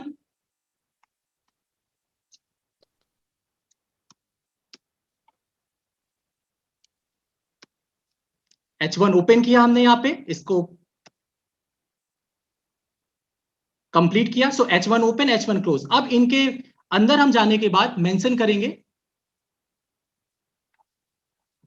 अंदर जाने के बाद हम मेंशन कर रहे हैं कंटेंट, जिसपे हमें हेडिंग टैग की प्रॉपर्टीज चाहिए। तो H1 के पास एक डिफॉल्ट प्रॉपर्टीज होती है 32 पिक्सल का साइज और साथ में बोल्डनेस। सो अब ये जो कंटेंट लिखा हुआ है इस पे H1 की प्रॉपर्टीज अप्लाई हो जाएंगी। इसी टाइप से मैं बाकी प्रॉपर्टीज को भी मेंशन कर देता हूं। इसको मैं 6 टाइम कॉपी करता हूं और टैग के नाम चेंज कर दूंगा 4, 5 एंड 6, राइट। सो देखिए जैसे ही मैं यहाँ पे 2 करूंगा तो इसका जो क्लोजिंग टैग होगा वो ऑटोमेटिकली 2 हो जाएगा। और ये भी एक बेनिफिट होता है अगर हम एडवांस आईडी का यूज करते हैं। सो मिस्टेक्स हमारी कम से कम कर देता है ये। जैसे S3 हमने करा तो थर्ड टैग होता है S3, देन हमने H4 टैग का यूज करा, H5 करा और H6 करा। अगर आप नोटपैड पे काम कर रहे हो तो जैसे आप यहाँ पे H1 चेंज करोगे तो उसके क्लोजिंग टैग पे भी H1 करना होगा आपको। सेम चीज H2 के साथ, H5 के साथ भी, H6 के साथ भी। तो ये हमने 6 times Indore institute of science and technology को डिस्प्ले कराया है, लेकिन अलग अलग टैग पे। ये सभी हेडिंग टैग ही होते हैं, हेडिंग टैग की फैमिली से आते हैं। H1 32 पिक्सल का होता है और H6 12 पिक्सल का होता है। सबसे स्मॉलेस्ट जो हेडिंग होती है वो 12 पिक्सल की होती है, जो कि H6 से रिप्रेजेंट होती है। अब वेब पेज में अगर आपको हेडिंग डिफाइन करना है तो हम हेडिंग टैग का ही यूज करते हैं। तो चलिए इसके आउटपुट को देखें क्या हुआ। सो आप आउटपुट जो देखोगे यहाँ पे, तो देखो जो H1 का डिजाइन है वो बोल्ड आ रहा है और उसका साइज 32 पिक्सल का है। Then H2, H3, H4, H5, H6 सबसे स्मॉलेस्ट साइज है, राइट। सो जिस हिसाब से आपको हेडिंग चाहिए वो वाला टैग आप यूज कर सकते हो वेबसाइट में। अगर आप मेरी बात करो तो H4 और H3 या H4 का सबसे ज्यादा यूज होता है वेब पेजेस में। नाउ नेक्स्ट टैग जो हमको पढ़ना है वो है हमारा इमेज टैग। सो चलिए इमेज टैग हम देख लेते हैं। सो इस पेज को मैं क्लोज करता हूं, एक नया पेज हम ले लें जिसका नाम हम मेंशन करेंगे image.html। सो एक ब्लैंक पेज आ जाएगा। अगेन हमें स्ट्रक्चर क्रिएट करना है, HTML open, HTML close, then head section open, head section close, then head section के अंदर ही टाइटल आता है, तो टाइटल ओपन टाइटल क्लोज। इस पे हम दे देते हैं यहाँ पे example of image tag. Then second section होता है HTML का, वो होता है body section. So body open and close, body के अंदर हम यूज करेंगे image tag. Image tag basically web page में इमेज को इंक्लूड करने के लिए यूज होता है, और इमेज टैग स्टार्ट ही IMG से होता है। यहाँ पे OMG नहीं है, यहाँ पे IMG है। सो शॉर्ट फॉर्म है इमेज का, और ये कीवर्ड्स जो हम यहाँ पे टैग के फॉर्म पे यूज कर रहे हैं ये प्री डिफाइंड है। आप अपने मन से कोई भी एक्स्ट्रा कुछ एड ऑन नहीं कर सकते हैं। जो भी आपको कुछ करना है वो कंटेंट पे आप करो, आप टैग पे आप कुछ भी चेंज नहीं कर सकते, राइट। सो सब कुछ प्री डिफाइंड है यहाँ पे। सो इमेज हमने यूज करा, इमेज के अंदर कुछ प्रॉपर्टीज होती हैं, एट्रीब्यूट्स होते हैं। नाउ अब प्रॉपर्टीज वर्ड हम यूज नहीं करेंगे, हम एट्रीब्यूट्स टर्म्स यूज करेंगे। सो इमेज के अंदर एक प्रॉपर्टी होती है SRC। SRC stands for source, कि एक्चुअल में किस इमेज को आप डिस्प्ले कराना चाह रहे हो। तो मैं सोर्स के अंदर डबल कोट्स के अंदर मेंशन करूंगा उस इमेज फाइल, जहां इमेज फाइल है उसका पूरा एड्रेस। जैसे मेरा जो वेब पेज है एक फोल्डर पे है, मैं आपको बता देता हूं, मैंने कुछ रिसोर्सेस इकट्ठा करे हुए हैं। जैसे आप देख रहे हो ये 2 वेब पेजेस हैं, इसी फोल्डर के अंदर एक वीडियो नाम का फोल्डर है, अभी हम वीडियो टैग का भी यूज करेंगे, जिसके अंदर एक ग्रीन वेब्स नाम की वीडियो है, एक प्लांटेशन नाम का एक वीडियो है। देन इसके बाद इमेज की बात करें तो एक फोल्डर मैंने इमेजेस नाम का बनाया हुआ है, इसके अंदर कुछ इमेजेस मैंने यहाँ पे सेलेक्टेड इमेजेस डाली हुई हैं। ऑडियो की बात करें तो एक ऑडियो फाइल भी मेरे पास है जिसका नाम ist.mp3 है। तो ये सारी फाइल्स का हम अपने प्रैक्टिकल इंप्लीमेंटेशन में यूज करने वाले हैं, तो ये मैंने सेपरेट करके रखा हुआ है। अब जब आप इस वेब पेज में चाहते हो कि इमेज को हम इंक्लूड करें तो इसका पाथ क्या होगा। देखो ये जो वेब पेज है एक फोल्डर के अंदर पड़ा हुआ है, बट उस वेब पेज से हमें इमेज के अंदर इस फाइल तक जाना है, इस फाइल तक जाना है इमेजेस। तो कैसे जाएंगे, यहाँ पे हम इस इमेजेस नाम के फोल्डर का नाम देंगे, देन हम फॉरवर्ड स्लैश करेंगे, और देन कौन सी फाइल आपको इमेज फाइल को आपको दिखाना है तो उस इमेज फाइल का नाम विथ एक्सटेंशन, कि वो .jpg है, .png है, या कोई अदर एक्सटेंशन है। तो देखिए यहाँ पे हम कहां पे जाएंगे, इमेजेस नाम के फोल्डर के अंदर गए, फॉरवर्ड स्लैश लगाया, नाउ हमने यहाँ पे इमेज ले लिया ist, और इस इमेज का एक्सटेंशन .png। नाउ बाकी इमेजेस भी हम ले लें, इमेज SRC, सेकेंड इमेज भी इमेजेस फोल्डर के अंदर ही है, देन उस सेकेंड फोल्डर का नाम है ifp.png। थर्ड इमेज है हमारी, ये भी इमेजेस फोल्डर के अंदर ही है, इसका नाम है imr.png। सो ये 3 इमेजेस हमने अपने प्रोजेक्ट में यूज करा है। अभी सिर्फ एक प्रॉपर्टी या एक एट्रीब्यूट ही हमने यूज करा है जिसका नाम है SRC। SRC का यूज क्या होता है, इमेज को लिंक करने के लिए। उसका एड्रेस हम जैसी इमेज का एड्रेस हम प्रोवाइड कर देते हैं तो वो एड्रेस के थ्रू इमेज फैच होके वेब पेज में डिस्प्ले होने लगता है। अब इसका आउटपुट भी देख लें। सो कंट्रोल एस से तो सेव हो ही गया होगा, जैसे हम इसे रिलोड करेंगे नहीं। अब एक्चुअल में आप देखोगे तो ये जो पेज था ये कौन सा पेज था, index.html, और अब हमने एक नया पेज बनाया है, उस पेज का नाम है image.html। इस पे डबल क्लिक करेंगे, अब आप देखोगे यहाँ पे कुछ इमेजेस आई हुई हैं, बट कुछ इमेजेस में फर्स्ट वाली इमेज आप देखोगे तो इसका साइज कुछ अलग है, सेकेंड वाली इमेज का साइज कुछ ज्यादा बड़ा आ गया, ये थोड़ा सा इसका विड्थ ज्यादा बड़ा दिख रहा है, और देन थर्ड वाली इमेज भी छोटी सी बड़ी है, तो कुछ प्रॉपर साइजिंग नहीं है। तो इसका हम साइजिंग करते हैं, तो साइजिंग के लिए हम इसका हाइट एंड विड्थ सेट कर सकते हैं। तो एक और एट्रीब्यूट कर रहे हैं हाइट, और दूसरा विड्थ होता है, दूसरी प्रॉपर्टी होती है विड्थ की। तो हाइट में हम कुछ वैल्यू देते हैं, नंबर्स में देते हैं जो पिक्सल फॉर्मेट पिक्सल में होती है। सो हाइट हम सपोज दे देते हैं यहाँ पे 100 पिक्सल, और विड्थ हम दे देते हैं यहाँ पे 300 पिक्सल। सो ये फिक्स कर रहे हैं हम साइज 300 पिक्सल, हमने साइज फिक्स कर दिया। Same height and width remaining images के लिए भी हम यहाँ पे फिक्स कर देते हैं, ठीक है। सो ये साइज हमने फिक्स कर दिया। नाउ हम अपने पेज पे जाते हैं, इस पेज को हम रिलोड करेंगे तो अब आप देख रहे हो कि यहाँ पे साइज फिक्स हो गया, लेकिन अब विड्थ कम हो गई है तो हमें विड्थ बढ़ाना होगा। देखो बेसिकली क्या होता है, जितना आप वेब पेजेस बनाने जाओगे ये विड्थ एंड हाइट का जो रेशियो है कि कितना रखने पे क्या डिजाइन आएगा, ये आप अच्छे से समझने लगोगे, क्योंकि इसके पीछे कोई ऐसा रॉकेट साइंस नहीं है कि एग्जैक्टली हमें स्टार्टिंग में ही पता चल जाए कि इमेज का क्या हाइट एंड विड्थ होना चाहिए। तो अब थोड़ा सा प्रॉपर आपको दिखाई देगा इस टाइप से। अब अभी हम देख रहे हो कि ये जो इमेज है, फर्स्ट वाली इमेज इंदौर इंस्टीट्यूट की, यहाँ पे कुछ ज्यादा इंफॉर्मेशन नहीं है। कभी ऐसा होता है कि इमेजेस सर्वर पे होती हैं और इमेज किसी रीजन से रिमूव हो गई या डिलीट हो गई, या इमेज का पाथ गलत हो जाता है। जैसे मैं इस इमेज को 1 2 3 लगा देता हूं, ऐसा तो कोई एक्सटेंशन होता नहीं है जेपीजी का। तो आप देखोगे जैसे ही हम वेब पेज को रिलोड करेंगे तो यहाँ पे ये वाला जो बॉक्स था, यहाँ पे एक छोटा सा लोगो आ गया है इमेज का, वो मैं आपको दिखा देता हूं। ये देखिए यहाँ पे एक छोटा सा लोगो आ गया है और इमेज गायब हो गई है। अब एक यूजर जैसे मैं हूं, आप हो यूजर, अब जब आप यूजर वेब पेज को एक्सेस करेंगे तो यहाँ पे इस टाइप से जब ब्लैंक आएगा तो आप बोलोगे किस चीज की इमेज है, आपको कोई इन्फॉर्मेशन नहीं मिल रही इमेज किस चीज की है। तो इस चीज को यहाँ पे इन्फॉर्मेशन देने के लिए एक प्रॉपर्टी एट्रीब्यूट होता है HTML में, जिसका हम अभी यूज करने वाले हैं। तो उस एट्रीब्यूट को हम बोलेंगे alt attribute. Alt stands for alternate, और ऑल्ट के अंदर भी हमें टेक्स्ट देना होता है। हमने यहाँ पे बता दिया कि ये IST लोगो है। ये कब चलता है ऑल्ट एट्रीब्यूट, जब कोई इमेज किसी भी रीजन से, मे बी शायद आपके मोबाइल फोन का या इंटरनेट स्लो हो सकता है, उस वजह से भी हो सकता है, वो इमेज रिमूव हो गई उस वजह से भी हो सकता है। तो एक तो अल्टरनेट हमने जैसे ही दे दिया, कंट्रोल एस से सेव करने के बाद जैसे आप इसे रिलोड करोगे तो यहाँ पे आप देखोगे पहले कोई नाम नहीं आ रहा था, बट जैसे हमने अल्टरनेट की वैल्यू दी तो IST लोगो आ गया, राइट। सो अल्टरनेट का यूज, आल्ट का यूज ऐसे ही होता है। नेक्स्ट इसमें एक और प्रॉपर्टी है कि जो ये यहाँ पे IIP लिखा हुआ है, इस पे हम माउस का पॉइंटर लेकर जाते हैं तो हम चाहते हैं कोई इन्फॉर्मेशन शो हो, तो वो इन्फॉर्मेशन कैसे शो होगी, तो चलिए उसके लिए हम एक और एट्रीब्यूट यूज करते हैं, और उस एट्रीब्यूट का नाम है title attribute. Title attribute basically जब हम माउस का पॉइंटर किसी इमेज के ऊपर लेकर जाते हैं तो उसका डिस्क्रिप्शन क्या है, वो इमेज किससे रिलेटेड है, वो बताने के काम आता है। जैसे हमने यहाँ पे लगा दिया IST इंदौर। अब IST इंदौर जैसे हम मेंशन करेंगे और पेज को रिलोड करेंगे तो आप देखो यहाँ पे, अच्छा अभी ये पेज हमारा उस आइकॉन को सही कर देते हैं, उस लोगो को सही कर देते हैं। हमने यहाँ पे कर दिया PNG से 1 2 3 हटा दिया। अब हमारा जो लिंक है वो प्रॉपर हो गया, हमारा इमेज भी आ जाएगा। चलिए इसको रिलोड करके देखते हैं। अब देखिए तीनों इमेजेस आ गई। अब पहले वाले में जैसे ही आप माउस पॉइंटर लेकर जाएंगे, मैग्नीफायर के थ्रू मैं आपको दिखा रहा हूं जूम करके, यहाँ पे माउस पॉइंटर लेकर जाएंगे तो स्क्वायर ब्रैकेट में आपको IST इंदौर दिख रहा है। ये क्या है, ये टाइटल की वजह से आ रहा है। बाकी टैग में हमने कोई प्रॉपर्टी यूज नहीं करी। तो जैसे ही मैं IIP पे लेकर जा रहा हूं तो यहाँ पे आप देख रहे हो कि यहाँ पे कोई सा भी कुछ डिटेल्स आपको नहीं मिल रहा है, बट यहाँ पे मिल रहा है। तो ये क्यों मिल रहा है, because of title tag. So alternate and title tag का हमें यूज करना ही पड़ता है, जिससे हम ज्यादा अच्छे फीचर्स यूजर्स को दे सके as a programmer.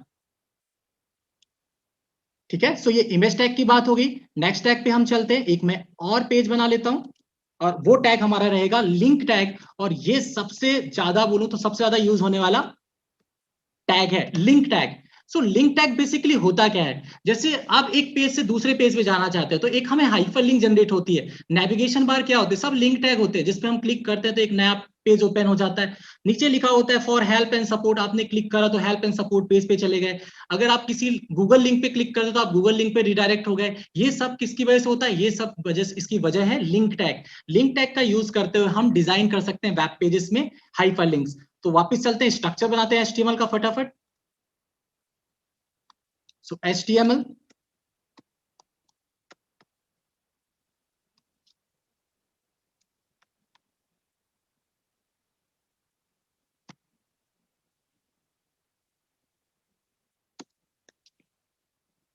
just HTML open close. इसके अंदर अब मैं हेड पार्ट नहीं ले रहा हूं, यहाँ पे आपको पता चल गया हेड पार्ट क्यों लिया, हमने टाइटल के लिए लिया था। सो हेड पार्ट ऑप्शनल है बट रिकमेंडेड है, यूज करना ही चाहिए। सो अब मैं डायरेक्टली यहाँ पे बॉडी पार्ट का यूज कर रहा हूं। अब बॉडी पार्ट के अंदर हम कुछ हाइपरलिंक्स क्रिएट करेंगे। सो हाइपरलिंक्स के लिए जो टैग होता है इसका नाम है ए स्टैंड फॉर एंकर। हम इसे एंकर टैग के नाम से भी जानते हैं, लिंक टैग भी इसे बोल दिया जाता है, हाइपरलिंक टैग भी बोल दिया जाता है। इसके अंदर प्रॉपर्टी होती है HREF। जो एट्रीब्यूट होता है वो HREF आता है। HREF stands for hyper reference. यहाँ पे हम URL देते हैं जहां आप जाना चाहते हो। जब आप कोई गूगल जैसे एक्सटर्नल लिंक का URL देते हो तो वहां पे जाने के लिए आपको फुली क्वालिफाइड URL को यूज करना होता है, मतलब https://www.google.com इस टाइप से पूरा आप URL दोगे। लेकिन अगर हम कोई लोकल पेज पे मूव करना चाहते हैं तो आप सीधे पेज का नाम दे दो। अगर वो किसी फोल्डर के अंदर है तो फोल्डर का नाम / पेज का नाम विथ एक्सटेंशन। सो मैं यहाँ पे मेंशन करता हूँ एक होम पेज जो हमने पहला पेज बनाया था जिसमें हमने हेडिंग टैग यूज करी थी। एक और हम यहाँ पे कुछ मल्टीपल ले लेते हैं क्योंकि लास्ट में हमें एक पेज से दूसरे पेज में जाना है। होम पेज के बाद इसे हम बना देते हैं इमेज, इसको हम बना देते हैं एंकर टैग, राइट। और नेक्स्ट जो भी टैग हम पढ़ेंगे यहाँ पे नेक्स्ट टैग हमारा रहेगा वो रहेगा मार्क्यू टैग। सो मैं यहाँ पे मार्क्यू टैग पेज का मैं पहले से इंफॉर्मेशन देता हूं। तो ये नाम है जिसपे आप क्लिक करोगे तो इसके करस्पॉन्डिंग हाइपरलिंक पे आप चले जाओगे। तो जैसे हम होम पेज पे जाना था, होम पेज का नाम था index.html, क्योंकि उसी लोकेशन पे सारे पेजेस हैं इस वजह से हमने किसी फोल्डर का नाम नहीं दिया, एक ही फोल्डर है। देन इसके बाद image.html और यहाँ पे अभी कुछ डिटेल्स नहीं आ रही। सो एंकर पे हमने यूज करा है link.html। सो हम यहाँ पे दे देते हैं link.html। और मार्क्यू के लिए हम यूज करेंगे, पेज बनाएंगे अभी एडवांस में हम लिख देते हैं marquew.html। सो ये हमने यहाँ पे लिंक्स डिजाइन कर दी। अब जब आप इसे ओपन करोगे वेब पेज में तो हम देखते हैं इसका व्यू क्या आया। सिर्फ मार्क्यू टैग और हाइपर रेफरेंस टैग का यूज करने पे क्या डिजाइन आ रहा है वो हम देख लेते हैं। सो अभी आप देखोगे यहाँ पे तो यहाँ पे 4 लिंक्स बन गया, home, image, anchor and marquee. ठीक है। सो होम पेज पे आप क्लिक करोगे तो देखो होम पेज पे हम चले गए, पीछे आ जाते हैं। इमेज पे चाहोगे तो इमेज टैग पे हम चले गए। लेकिन अभी यहाँ पे एंकर टैग पे कुछ टैग है नहीं, हमने कुछ डिफाइन नहीं करा यहाँ पे, राइट। तो कोई भी इंफॉर्मेशन हमें नहीं मिल रही। सो इस टाइप से हम एंकर टैग का यूज कर सकते हैं, लिंक टैग का यूज कर सकते हैं। इसमें एक और भी चीज हम देखते हैं कि जब किसी लिंक पे क्लिक करते हैं तो लिंक एक नए टैब पे ओपन होती है। वो किसकी वजह से होती है? उसके लिए एट्रीब्यूट होता है टारगेट। टारगेट के अंदर जो वैल्यू होती है वो होती है ब्लैंक। जैसे ही आप ब्लैंक वैल्यू लोगे, ये वैल्यू है, टारगेट क्या एट्रीब्यूट है। तो इस एट्रीब्यूट का यूज करने से बेनिफिट क्या होता है कि इंडेक्स पेज हमारा नए टैब पे ओपन होगा। जैसे ही हम होम बटन पे क्लिक करेंगे तो देखो एक नए टैब पे ओपन होगा। मैं आपको बता देता हूं यहाँ पे मैग्नीफायर के थ्रू। ये देखिए यहाँ पे ये हमारा एग्जाम 1 मिनट, ये देखिए ये हमारा लिंक टैग था और ये हमारा होम पेज ओपन हो गया। तो टारगेट में जैसे ही हमने वैल्यू अंडर इसको ब्लैंक दी तो वो कैसे हमारा न्यू टैब पे ओपन हो गया, आपने भी प्रैक्टिकली देखा, राइट। सो अब हम नेक्स्ट टैग पे चले तो ये हमारा लिंक टैग कंप्लीट हो गया। नेक्स्ट टैग है हमारा मार्क्यू। और मार्क्यू के बारे में कुछ मैं आपको कुछ बहुत ही अच्छी चीज बताने वाला हूं। marquew.html ये हमने पेज बनाया और मैं स्ट्रक्चर बना लेता हूं क्योंकि बिना स्ट्रक्चर के तो हम काम कर ही नहीं सकते HTML में। सो हमने स्ट्रक्चर बनाया। स्ट्रक्चर के अंदर हम यहाँ पे एक ही सेक्शन यूज कर रहे हैं, बॉडी। अब हमें मार्क्यू टैग यूज करना है। देखिए बेसिकली HTML में एनिमेशन के लिए अभी फिलहाल मार्क्यू टैग ही है। आप एडवांस CSS और जावास्क्रिप्ट का यूज करते हुए एनिमेशन बना सकते हो, लेकिन मेरे केस में तो मेरे पास ना तो CSS है ना जावास्क्रिप्ट है। तो मैं अगर एनिमेशन मुझे आपको दिखाना है तो मैं मार्क्यू टैग का यूज करूंगा। बहुत सारे एग्जांपल्स है मार्क्यू टैग में। आप वेबसाइट में देखते हो, बहुत सारे इंस्टीट्यूट की वेबसाइट में, स्कूल की वेबसाइट में एक नोटिफिकेशन चलता रहता है, मूव करता रहता है, left to right, right to left, top to bottom, bottom to top, इस टाइप से मूव करता रहता है, न्यूज मूव करती रहती है। ये सब मार्क्यू टैग की वजह से भी होता है। और अभी एडवांस लेवल पे हम CSS एंड जावास्क्रिप्ट का यूज करते हुए भी बना सकते हैं। सो अभी हम मार्क्यू टैग के थ्रू कैसे एनिमेट करेंगे कंटेंट को और इमेज को। पहले मैं आपको कंटेंट मूव करके बताऊंगा, इसके बाद मैं आपको इमेजेस मूव करके बताऊंगा। सो मार्क्यू टैग स्टार्ट होता है मार्क्यू से और इसके अंदर कुछ बेसिक प्रॉपर्टीज बाय डिफॉल्ट है, आप लगाओ या ना लगाओ। पहला इसका डायरेक्शन। डायरेक्शन मार्क्यू टैग का क्या होता है, यहाँ पे आप देखोगे लेफ्ट हैंड साइड पे मूव करेगा, मतलब राइट टू लेफ्ट। और जो एक बिहेवियर प्रॉपर्टी होती है, बिहेवियर मतलब स्क्रॉल है, स्लाइड है, वो मैं आपको प्रैक्टिकली बताऊंगा तो ज्यादा बेटर समझ में आएगा। अभी मैं कोई भी यहाँ पे एडिशनल प्रॉपर्टी यूज नहीं कर रहा हूँ, जो डिफॉल्ट प्रॉपर्टी वही। इसके अंदर हम वापस कुछ कॉलेज के नाम यहाँ पे मेंशन कर लेते हैं।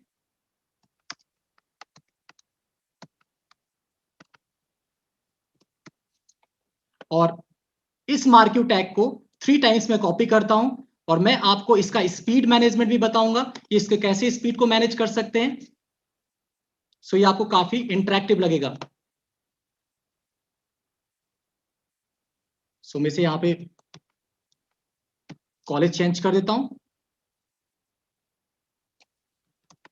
सिर्फ हम अभी कंटेंट पे चेंजेस कर रहे हैं। सो ये हमने यहाँ पे 3 मार्क्यू टैग का यूज करा है, तीनों में डिफॉल्ट वैल्यूज है, ठीक है, डिफॉल्ट प्रॉपर्टीज है। जो मार्क्यू टैग का डिफॉल्ट बिहेवियर होगा तीनों में, सिर्फ मार्क्यू टैग लगाने से आप देखोगे कि आउटपुट कैसा आ रहा है। सो हम अपने फोल्डर पे चलते हैं, हमारा एक मार्क्यू नाम का ये एक वेब पेज बन गया। इस पे जैसे ही हम डबल क्लिक करेंगे तो आप देखोगे जो कंटेंट है कितने प्रॉपर तरीके से राइट टू लेफ्ट मूव कर रहा है। तो जो बाय डिफॉल्ट डायरेक्शन होता है मार्क्यू टैग का, वो कहा क्या होता है, लेफ्ट साइड मूव करता है। अब हमें डायरेक्शन चेंज करना है, तो डायरेक्शन चेंज करने के लिए अब हमें यहाँ पे एट्रीब्यूट यूज करना होगा डायरेक्शन, और डायरेक्शन की वैल्यू होती है लेफ्ट राइट, आप दे सकते हो राइट, और अप डाउन दे सकते हो, ये कुछ वैल्यूज होती है डायरेक्शन की। तो अभी ये लेफ्ट साइड मूव कर रहा है, तो अब हम फर्स्ट वाले को राइट साइड मूव कराएंगे, और जो सेकेंड एंड थर्ड है ये as it is default value के हिसाब से डायरेक्शन ले लेगा। तो आप उसको रिलोड करते हैं तो आप देखोगे फर्स्ट वाला राइट साइड मूव कर रहा है और सेकेंड एंड थर्ड वो लेफ्ट साइड मूव कर रहे हैं, राइट। सो इससे हम डायरेक्शन कर सकते हैं। इसी टाइप से आप अप एंड डाउन का भी यूज कर सकते हो। सो सिंपल है, यहाँ पे left right up and down property होता है। अब हम चलते हैं इसका एक और एट्रीब्यूट पे, वो है बिहेवियर एट्रीब्यूट। सो हम बिहेवियर एट्रीब्यूट यूज कर लें। बिहेवियर एट्रीब्यूट में 3 वैल्यूज होती हैं बाय डिफॉल्ट। ये स्क्रॉल बिहेवियर आप देख रहे हो, स्क्रॉल बिहेवियर मैं आपको बता देता हूं। यहाँ पे जो देख रहे हो अभी हमने बिहेवियर पे कोई भी वैल्यू नहीं दी। तो स्क्रॉल इट मींस क्या होता है, जैसे फर्स्ट वाले की बात करें तो ये क्या कर रहा है, फर्स्ट वाला ये जा रहा है कहां से, फर्स्ट वाला ये जा रहा है राइट हैंड साइड पे। तो ये left to right left to right left to right ये ऑलवेज होता रहेगा, left to right left to right. So ये बेसिकली हो क्या रहा है, ये स्क्रॉलिंग हो रही है। इसके बाद जो इसका दूसरा वैल्यू होता है बिहेवियर का, वो होता है अल्टरनेट। और अल्टरनेट क्या होता है, left to right right to left left to right, वो लोग कंटिन्यू आपको दिखाई देता रहेगा। यहाँ पे क्या हो रहा है कि ये लेफ्ट टू राइट तो जा रहा है, इसके बाद कुछ देर के लिए गायब हो जा रहा है। तो ये क्या है, ये स्क्रॉल है। लेकिन अल्टरनेट में क्या होता है, अल्टरनेट में हमें ये बेनिफिट मिलता है कि जैसे आप लेफ्ट टू राइट जाओगे इसके बाद वापस राइट टू लेफ्ट हो जाएगा, ठीक है, फिर राइट टू लेफ्ट हो जाएगा। तो ये जो इंफॉर्मेशन है, पहला वाला जो टेक्स्ट जा रहा है कंटेंट, वो ऑलवेज आपको दिखता रहेगा। करके देखते हैं, बोलने पे क्या जाता है, करके देख लेते हैं हम यहाँ पे। सो हम यूज कर रहे हैं यहाँ पे अल्टरनेट। स्क्रॉल तो डिफॉल्ट वैल्यू होती है, अब हम यूज कर रहे हैं यहाँ पे अल्टरनेट। सो देखिए पहले वाले को देखिए, आप फर्स्ट वाले को ध्यान से देखना, जो Indore institute of science and technology है, वो देखो वो पीछे स्लाइड नहीं हुआ, स्क्रॉल नहीं हुआ एक्चुअल में। ये left to right right to left इस टाइप से ऑलवेज स्क्रीन पे दिख रहेगा। इस बिहेवियर को हम बोलते हैं अल्टरनेट। बट जो नीचे वाला जो बिहेवियर है स्क्रॉल बिहेवियर है, राइट। सेकेंड वाले पे हम यूज करते हैं, और सेकेंड वाले को हम देते हैं यहाँ पे, थर्ड वाला जो बिहेवियर था वो था स्लाइड। सो स्लाइड बेसिकली एक, जैसे हम स्लाइड करते, एक स्लाइड कर दिया, लेफ्ट टू राइट मूव करे देन रुक गया, तो राइट। तो हम स्लाइड वैल्यू को तब यूज करते हैं जब आपको एक ही बार एनिमेट करना हो। जैसे हम रिलोड करेंगे तो आप देखोगे जो सेकेंड वाला जो मार्क्यू टैग है उसमें बिहेवियर क्या आपको दिख रहा है, वो स्लाइड है। तो देखना सेकंड वाला जो रुक जाएगा, स्लाइड हो गया, उसका काम खत्म। फर्स्ट वाला वो अल्टरनेट है, वो मूव करता रहेगा ऑलवेज, और front of the screen always रहेगा। लेकिन जो थर्ड वाला है, जो डिफॉल्ट वैल्यू होती है बिहेवियर की, वो क्या है, स्क्रॉल। वो स्क्रॉल करता रहेगा left to right left to right left to right, direction कभी भी चेंज नहीं होगा, लेकिन ऊपर वाले का डायरेक्शन चेंज हो रहा है। अब हम और आगे चलते हैं इसी के अंदर। इसके अंदर एक और प्रॉपर्टी होती है, वो होती है स्क्रॉल अमाउंट। आप स्पीड को मैनेज कर सकते हो मार्क्यू टैग का। तो मैं थर्ड वाले पे, आप ये सब एक ही मार्क्यू टैग के भी लगा सकते हो, डायरेक्शन भी लगा सकते हो, बिहेवियर भी लगा सकते हो, स्क्रॉल अमाउंट भी लगा सकते हो। सो थर्ड एट्रीब्यूट यूज कर रहा हूं मैं स्क्रॉल अमाउंट का, और इसकी हम नंबर पे वैल्यू देते हैं 1 to 100। जैसे मैं यहां पे दे देता हूं 30 वैल्यू, सिर्फ नंबर देंगे। सो दैट जैसे हम 30 वैल्यू देंगे तो कितना फास्ट ये मूव करेगा थर्ड वाला, वो आप देखना।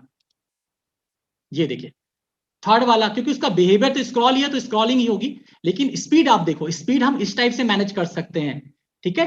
स्क्रॉल अमाउंट में हम 1 to 100 वैल्यू दे सकते हैं। नाउ अब आप देख रहे हो बेसिकली वेब पेज में ये चीज तो होती है, लेकिन जब हम माउस पॉइंटर को किसी कंटेंट के ऊपर, स्क्रॉलिंग कंटेंट के ऊपर लेकर जाते हैं तो वो कंटेंट रुक जाता है। तो उसको रोकने के लिए हमें कुछ जावास्क्रिप्ट की प्री डिफाइंड, हम जावास्क्रिप्ट नहीं बनाने वाले इसलिए डोंट वरी, हम कुछ प्री डिफाइंड फंक्शन का यूज करेंगे। तो चलिए प्री डिफाइंड फंक्शन क्या क्या होते हैं, दो ही फंक्शन हम यूज करने वाले हैं जावास्क्रिप्ट के प्री डिफाइंड फंक्शन। एक हमारे पास है ऑन माउस ओवर, ये हम किस पे यूज करें, थर्ड वाले मार्क्यू पे। ऑन माउस ओवर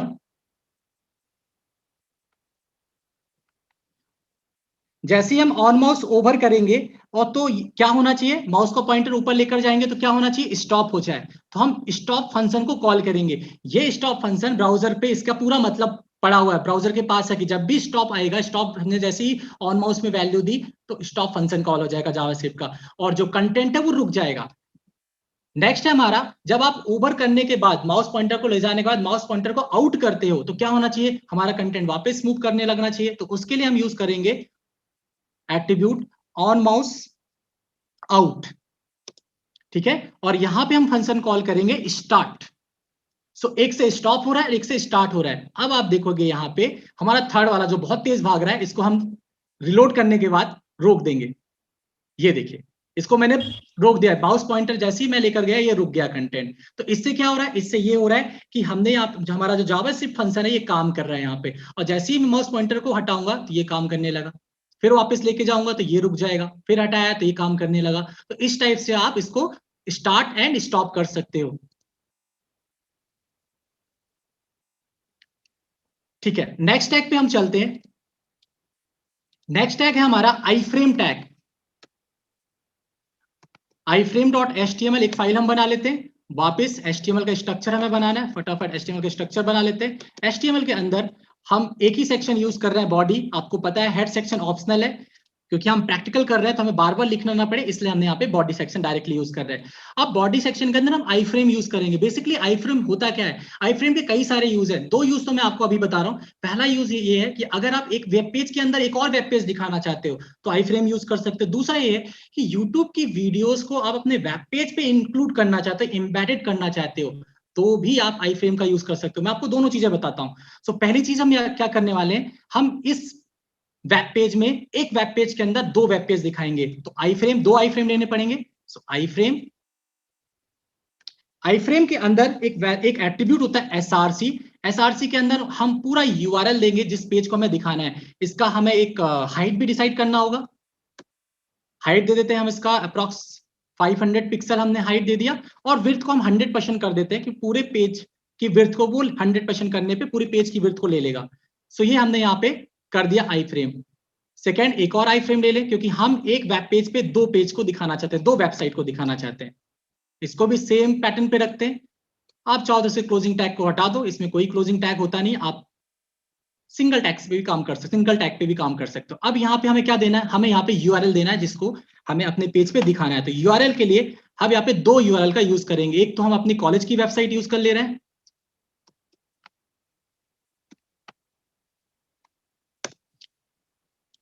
सो ये कॉलेज का एडमिशन पेज है, इसे हम टॉप ऑफ द पेज दिखाएंगे।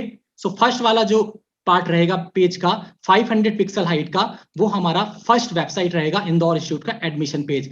सेकेंड वाला पेज हम आरजीपीवी, जो टेक्निकल यूनिवर्सिटी है मध्य प्रदेश की, उसका हम यूज करेंगे। मैं सर्च इसलिए कर रहा हूं जिससे यूआरएल पे मिस्टेक ना हो, राइट। सो इसको हम यहाँ पे मेंशन कर देंगे। सो ये दो पेजेस हमें एक ही पेज पे दिखेगा जब हम इस आई फ्रेम पेज को ओपन करेंगे। तो चलिए हमारे वेब पेज पे चलते हैं। आई फ्रेम नाम का वेब पेज है, ये हमारा वेब पेज है। इस पे हम क्लिक करेंगे तो आप देखोगे, ये देखिए यहाँ पे जो ऊपर वाला है 50% 500 पिक्सल पे, यहाँ पे क्या ओपन हो रहा है, ये आपका ओपन हो रहा है यहाँ पे एडमिशन पेज। और नीचे वाला किसी रीजन की वजह से नीचे वाला आया नहीं है, तो ये क्या मिस्टेक हो रही है यहाँ पे, आइदर मिस्टेक हो रहा होगा या तो इसका सपोर्ट बंद कर दिया आरजीपीवी ने। तो कभी कभी ये होता है कि कोई परमिशन नहीं देता है यूज करने का, जिसकी वजह से हम पेज पे दो वेबसाइट को इंक्लूड नहीं कर सकते। अदरवाइज एक सोशल मीडिया प्लेटफॉर्म बना दे, उसी पे हम फेसबुक का यूज कर ले, उसी पे हम इंस्टाग्राम का यूज कर ले, उसी पे हम जीमेल का यूज कर ले, तो कुछ रिस्ट्रिक्शंस होते हैं जिसका हम यूज नहीं कर सकते। सो इस टाइप से अगर हम सेम चीज इंदौर इंस्टीट्यूट ऑफ वेबसाइट को दो बार कर लें तो ये काम कर जाएगा।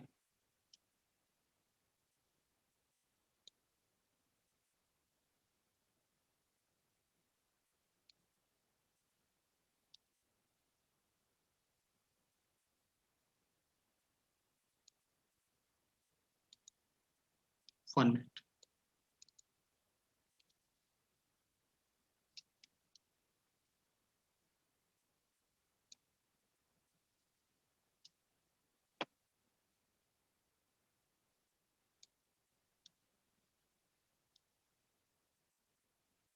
कुछ टेक्निकल रीजन की वजह से शायद ये लोड नहीं हो रहा है सेकेंड वाला आई फ्रेम। बट नो प्रॉब्लम, ये 100% श्योर ये वर्क करेगा, इसमें कोई भी दिक्कत नहीं है। अगर आपको मल्टीपल वेब पेजेस दिखाने हैं तो आप आई फ्रेम का यूज करो, बट आई फ्रेम का एक ज्यादा अच्छा यूज मैं आपको बता रहा हूं, वो है यूट्यूब वीडियो को एम्बेडेड करने के लिए। सो यूट्यूब वीडियो को मैं इसी में बता रहा हूं क्योंकि ये आई फ्रेम 2 वेब पेज तो ले नहीं रहा, तो कोई प्रॉब्लम नहीं है। आप अगर फ्रेश सिस्टम पे करोगे तो 101% ये क्लियर है कि आप अगर प्रैक्टिकली इंप्लीमेंटेशन करो 2 वेब पेज आप इंक्लूड कर पाओगे। सेकेंड हम चलते हैं आई फ्रेम का यूज, वो है यहाँ पे यूट्यूब की वीडियो को कैसे हम अपने वेब पेज में लेकर आए। तो वापस हमें एसआरसी एट्रीब्यूट का ही यूज करना है, यहाँ पे हम यूट्यूब के वीडियो को मेंशन करेंगे। सो यूट्यूब का वीडियो चाहिए हमें यहाँ पे यूज करने के लिए। सो हम गूगल पे चलते हैं और यूट्यूब पे जाएंगे।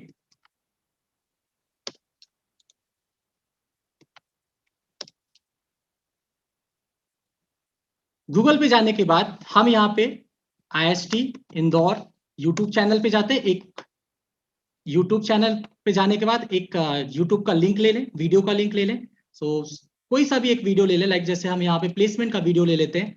इस वीडियो को और ऐसे ही सारे वीडियोस जो जितने भी यूट्यूब पे अपलोडेड है, अगर परमिशन है, देखो होता क्या है, चैनल के थ्रू भी हमें परमिशन देना है कि एम्बेडेड ऑप्शन अलाउ करना है कि नहीं करना है। तो बाय डिफॉल्ट अलाउड होता है, बट कई सारे चैनल्स अलाउ बंद कर देते हैं। अगर अलाउड है तो आपको यहाँ पे शेयर ऑप्शन पे जाने के बाद यहाँ पे एम्बेडेड का ऑप्शन मिलेगा, इस पे हमें क्लिक करना है और ये पूरी लिंक आई फ्रेम से हमें कॉपी कर लेनी है। ये पूरी लिंक है आई फ्रेम की, इवन आई फ्रेम का स्ट्रक्चर क्या, हाइट विड्थ है इस प्लेयर का, सब कुछ है इसके अंदर। जस्ट इसको हमें कॉपी पेस्ट करना है। और अगर आप इसको ऊपर पेस्ट करोगे सबसे ऊपर, तो इसके अंदर आई फ्रेम का ऑलरेडी प्रॉपर्टी यूज है। आई फ्रेम है यहाँ पे फर्स्ट में, और लास्ट में आप देख रहे हो तो ये भी आई फ्रेम है, राइट। तो हमें एडिशनली फिर से आई फ्रेम लगाने की जरूरत नहीं है। और एसआरसी के अंदर आप देखोगे तो उस यूट्यूब की लिंक है, उस यूट्यूब के वीडियो की लिंक है, और हाइट विड्थ है कि कितना विड्थ देना है, कितना हाइट देना है उस वीडियो का। तो मैं इसको हटा देता हूं। अब जब हम इस पेज को रिलोड करेंगे तो आप देखोगे आउटपुट आपको मिलेगा। ये देखिए यहाँ पे YouTube आ गया। ऐसे ही आप कितने YouTube चाहो आप YouTube वीडियोस को एम्बेडेड कर सकते हो अपने एक पेज पे। आप इमेज गैलरी और video gallery, right, image gallery बनाने के लिए आप इमेज टैग का यूज कर सकते हो, वीडियो गैलरी बनाने के लिए आप वीडियो गैलरी बनाने के लिए आप YouTube का यूज कर सकते हो। तो देखिए आप यहाँ पे 3 हमने YouTube लिया है, यहाँ पे देखो YouTube वीडियो आ गया 3 यहाँ पे। आप यहाँ पे प्ले कर सकते हो, ये कंट्रोल्स भी आपको सारा मिल रहा है यहाँ पे। ये किस वजह से मिल रहा है? ये मिल रहा है आपको आई फ्रेम की वजह से, ठीक है। तो हमने आई फ्रेम का यूज करते हुए वीडियोस को वेब पेज में इंक्लूड कर दिया। सो इस टाइप से ये एक्चुअल में आई फ्रेम का यूज इस चीज पे होता है, क्योंकि सिक्योरिटी रीजन की वजह से जो मोस्टली सारी वेबसाइट्स अगर देखा जाए तो जो वेबसाइट्स मल्टीपल वेबसाइट एक ही पेज में दिखाते हैं, वो ऑप्शन सब धीरे धीरे बंद हो रहा है। नेक्स्ट हम चलते हैं, हमारा टैग है ऑडियो टैग। सो इस पे हम ऑडियो को डिस्प्ले कराएंगे एज वेल एज इसमें हम वीडियो को भी डिस्प्ले कराएंगे। सो HTML open close, body open close. और अब हमें क्या करना है, हमारा टास्क क्या है, बेसिकली हमारा टास्क है कि हम अपने वेब पेज पे ऑडियो को दिखाएं, ऑडियो को प्ले करने के लिए कुछ कंट्रोल आए। ऑडियो हम डिजाइन करने वाले, प्लेयर डिजाइन करने वाले, बहुत ही सिंपल है। HTML5 ने हमारा काम बहुत आसान कर दिया है। सो इसके लिए हमें चलना है, ऑडियो नाम मेंशन करना है, राइट। अब भाई प्लेयर है तो प्लेयर का कोई हाइट विड्थ भी तो हमें बताना होगा, तो हम कुछ हाइट दे देते हैं प्लेयर बनाने के लिए। एक हम दे देते हैं उसका कि चलो 100 पिक्सल का हाइट हमने दे दिया, और विड्थ हम मेंशन कर देते हैं यहाँ पे 200 पिक्सल। सो 100-200 पिक्सल का एक प्लेयर बनकर आ जाएगा। देन इसके बाद ऑडियो हमें प्ले करनी है, ऑडियो का एक पाथ देना होगा। तो इसके लिए सब टैग होता है सोर्स, और इसके अंदर एट्रीब्यूट होता है एसआरसी। एसआरसी भी स्टैंड्स फॉर सोर्स। और यहाँ पे एसआरसी के अंदर हम क्या देंगे, एसआरसी के अंदर हम ऑडियो फाइल देंगे। तो ये ऑडियो फाइल ऑडियो फोल्डर के अंदर है ist.mp3 नाम से। और इसकी एक और प्रॉपर्टी है, वो टाइप हमें बताना होता है कि वो टाइप क्या है। तो एक तो ये पहली चीज ये ऑडियो टाइप है, और साथ में इसका एक्सटेंशन क्या है, MP3। अब जैसे आप इतना काम कर लेते हो तो आप पेज को रिलोड करने के बाद, इसको पेज को रिलोड तो नहीं करेंगे क्योंकि हमारा एक नया पेज है, तो इससे हम पेज को ओपन ही कर लेंगे डायरेक्ट। तो आप देखोगे यहाँ पे कुछ भी नहीं आया। चलिए क्यों नहीं है, अभी हम देख लेते हैं। यहाँ पे कंट्रोल्स मिसिंग है, यहाँ पे कंट्रोल्स भी तो चाहिए। कंट्रोल्स नहीं आएगा तो डिजाइन कैसे आएगा? तो हम यहाँ पे एक कंट्रोल्स एट्रीब्यूट यूज कर रहे हैं जो अपने आप में वैल्यू भी है। कंट्रोल्स एट्रीब्यूट भी है और अपने आप में वो वैल्यू भी है।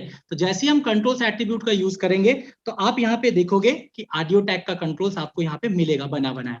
ये देखिए यहाँ पे, ठीक है। सो ये कंट्रोल्स आप प्ले कर सकते हो, वीडियो को फॉरवर्ड कर सकते हो, बैक कर सकते हो। यहाँ पे आपके पास वॉइस को कंट्रोल करने के लिए, साउंड को कंट्रोल करने के लिए भी ऑप्शंस है।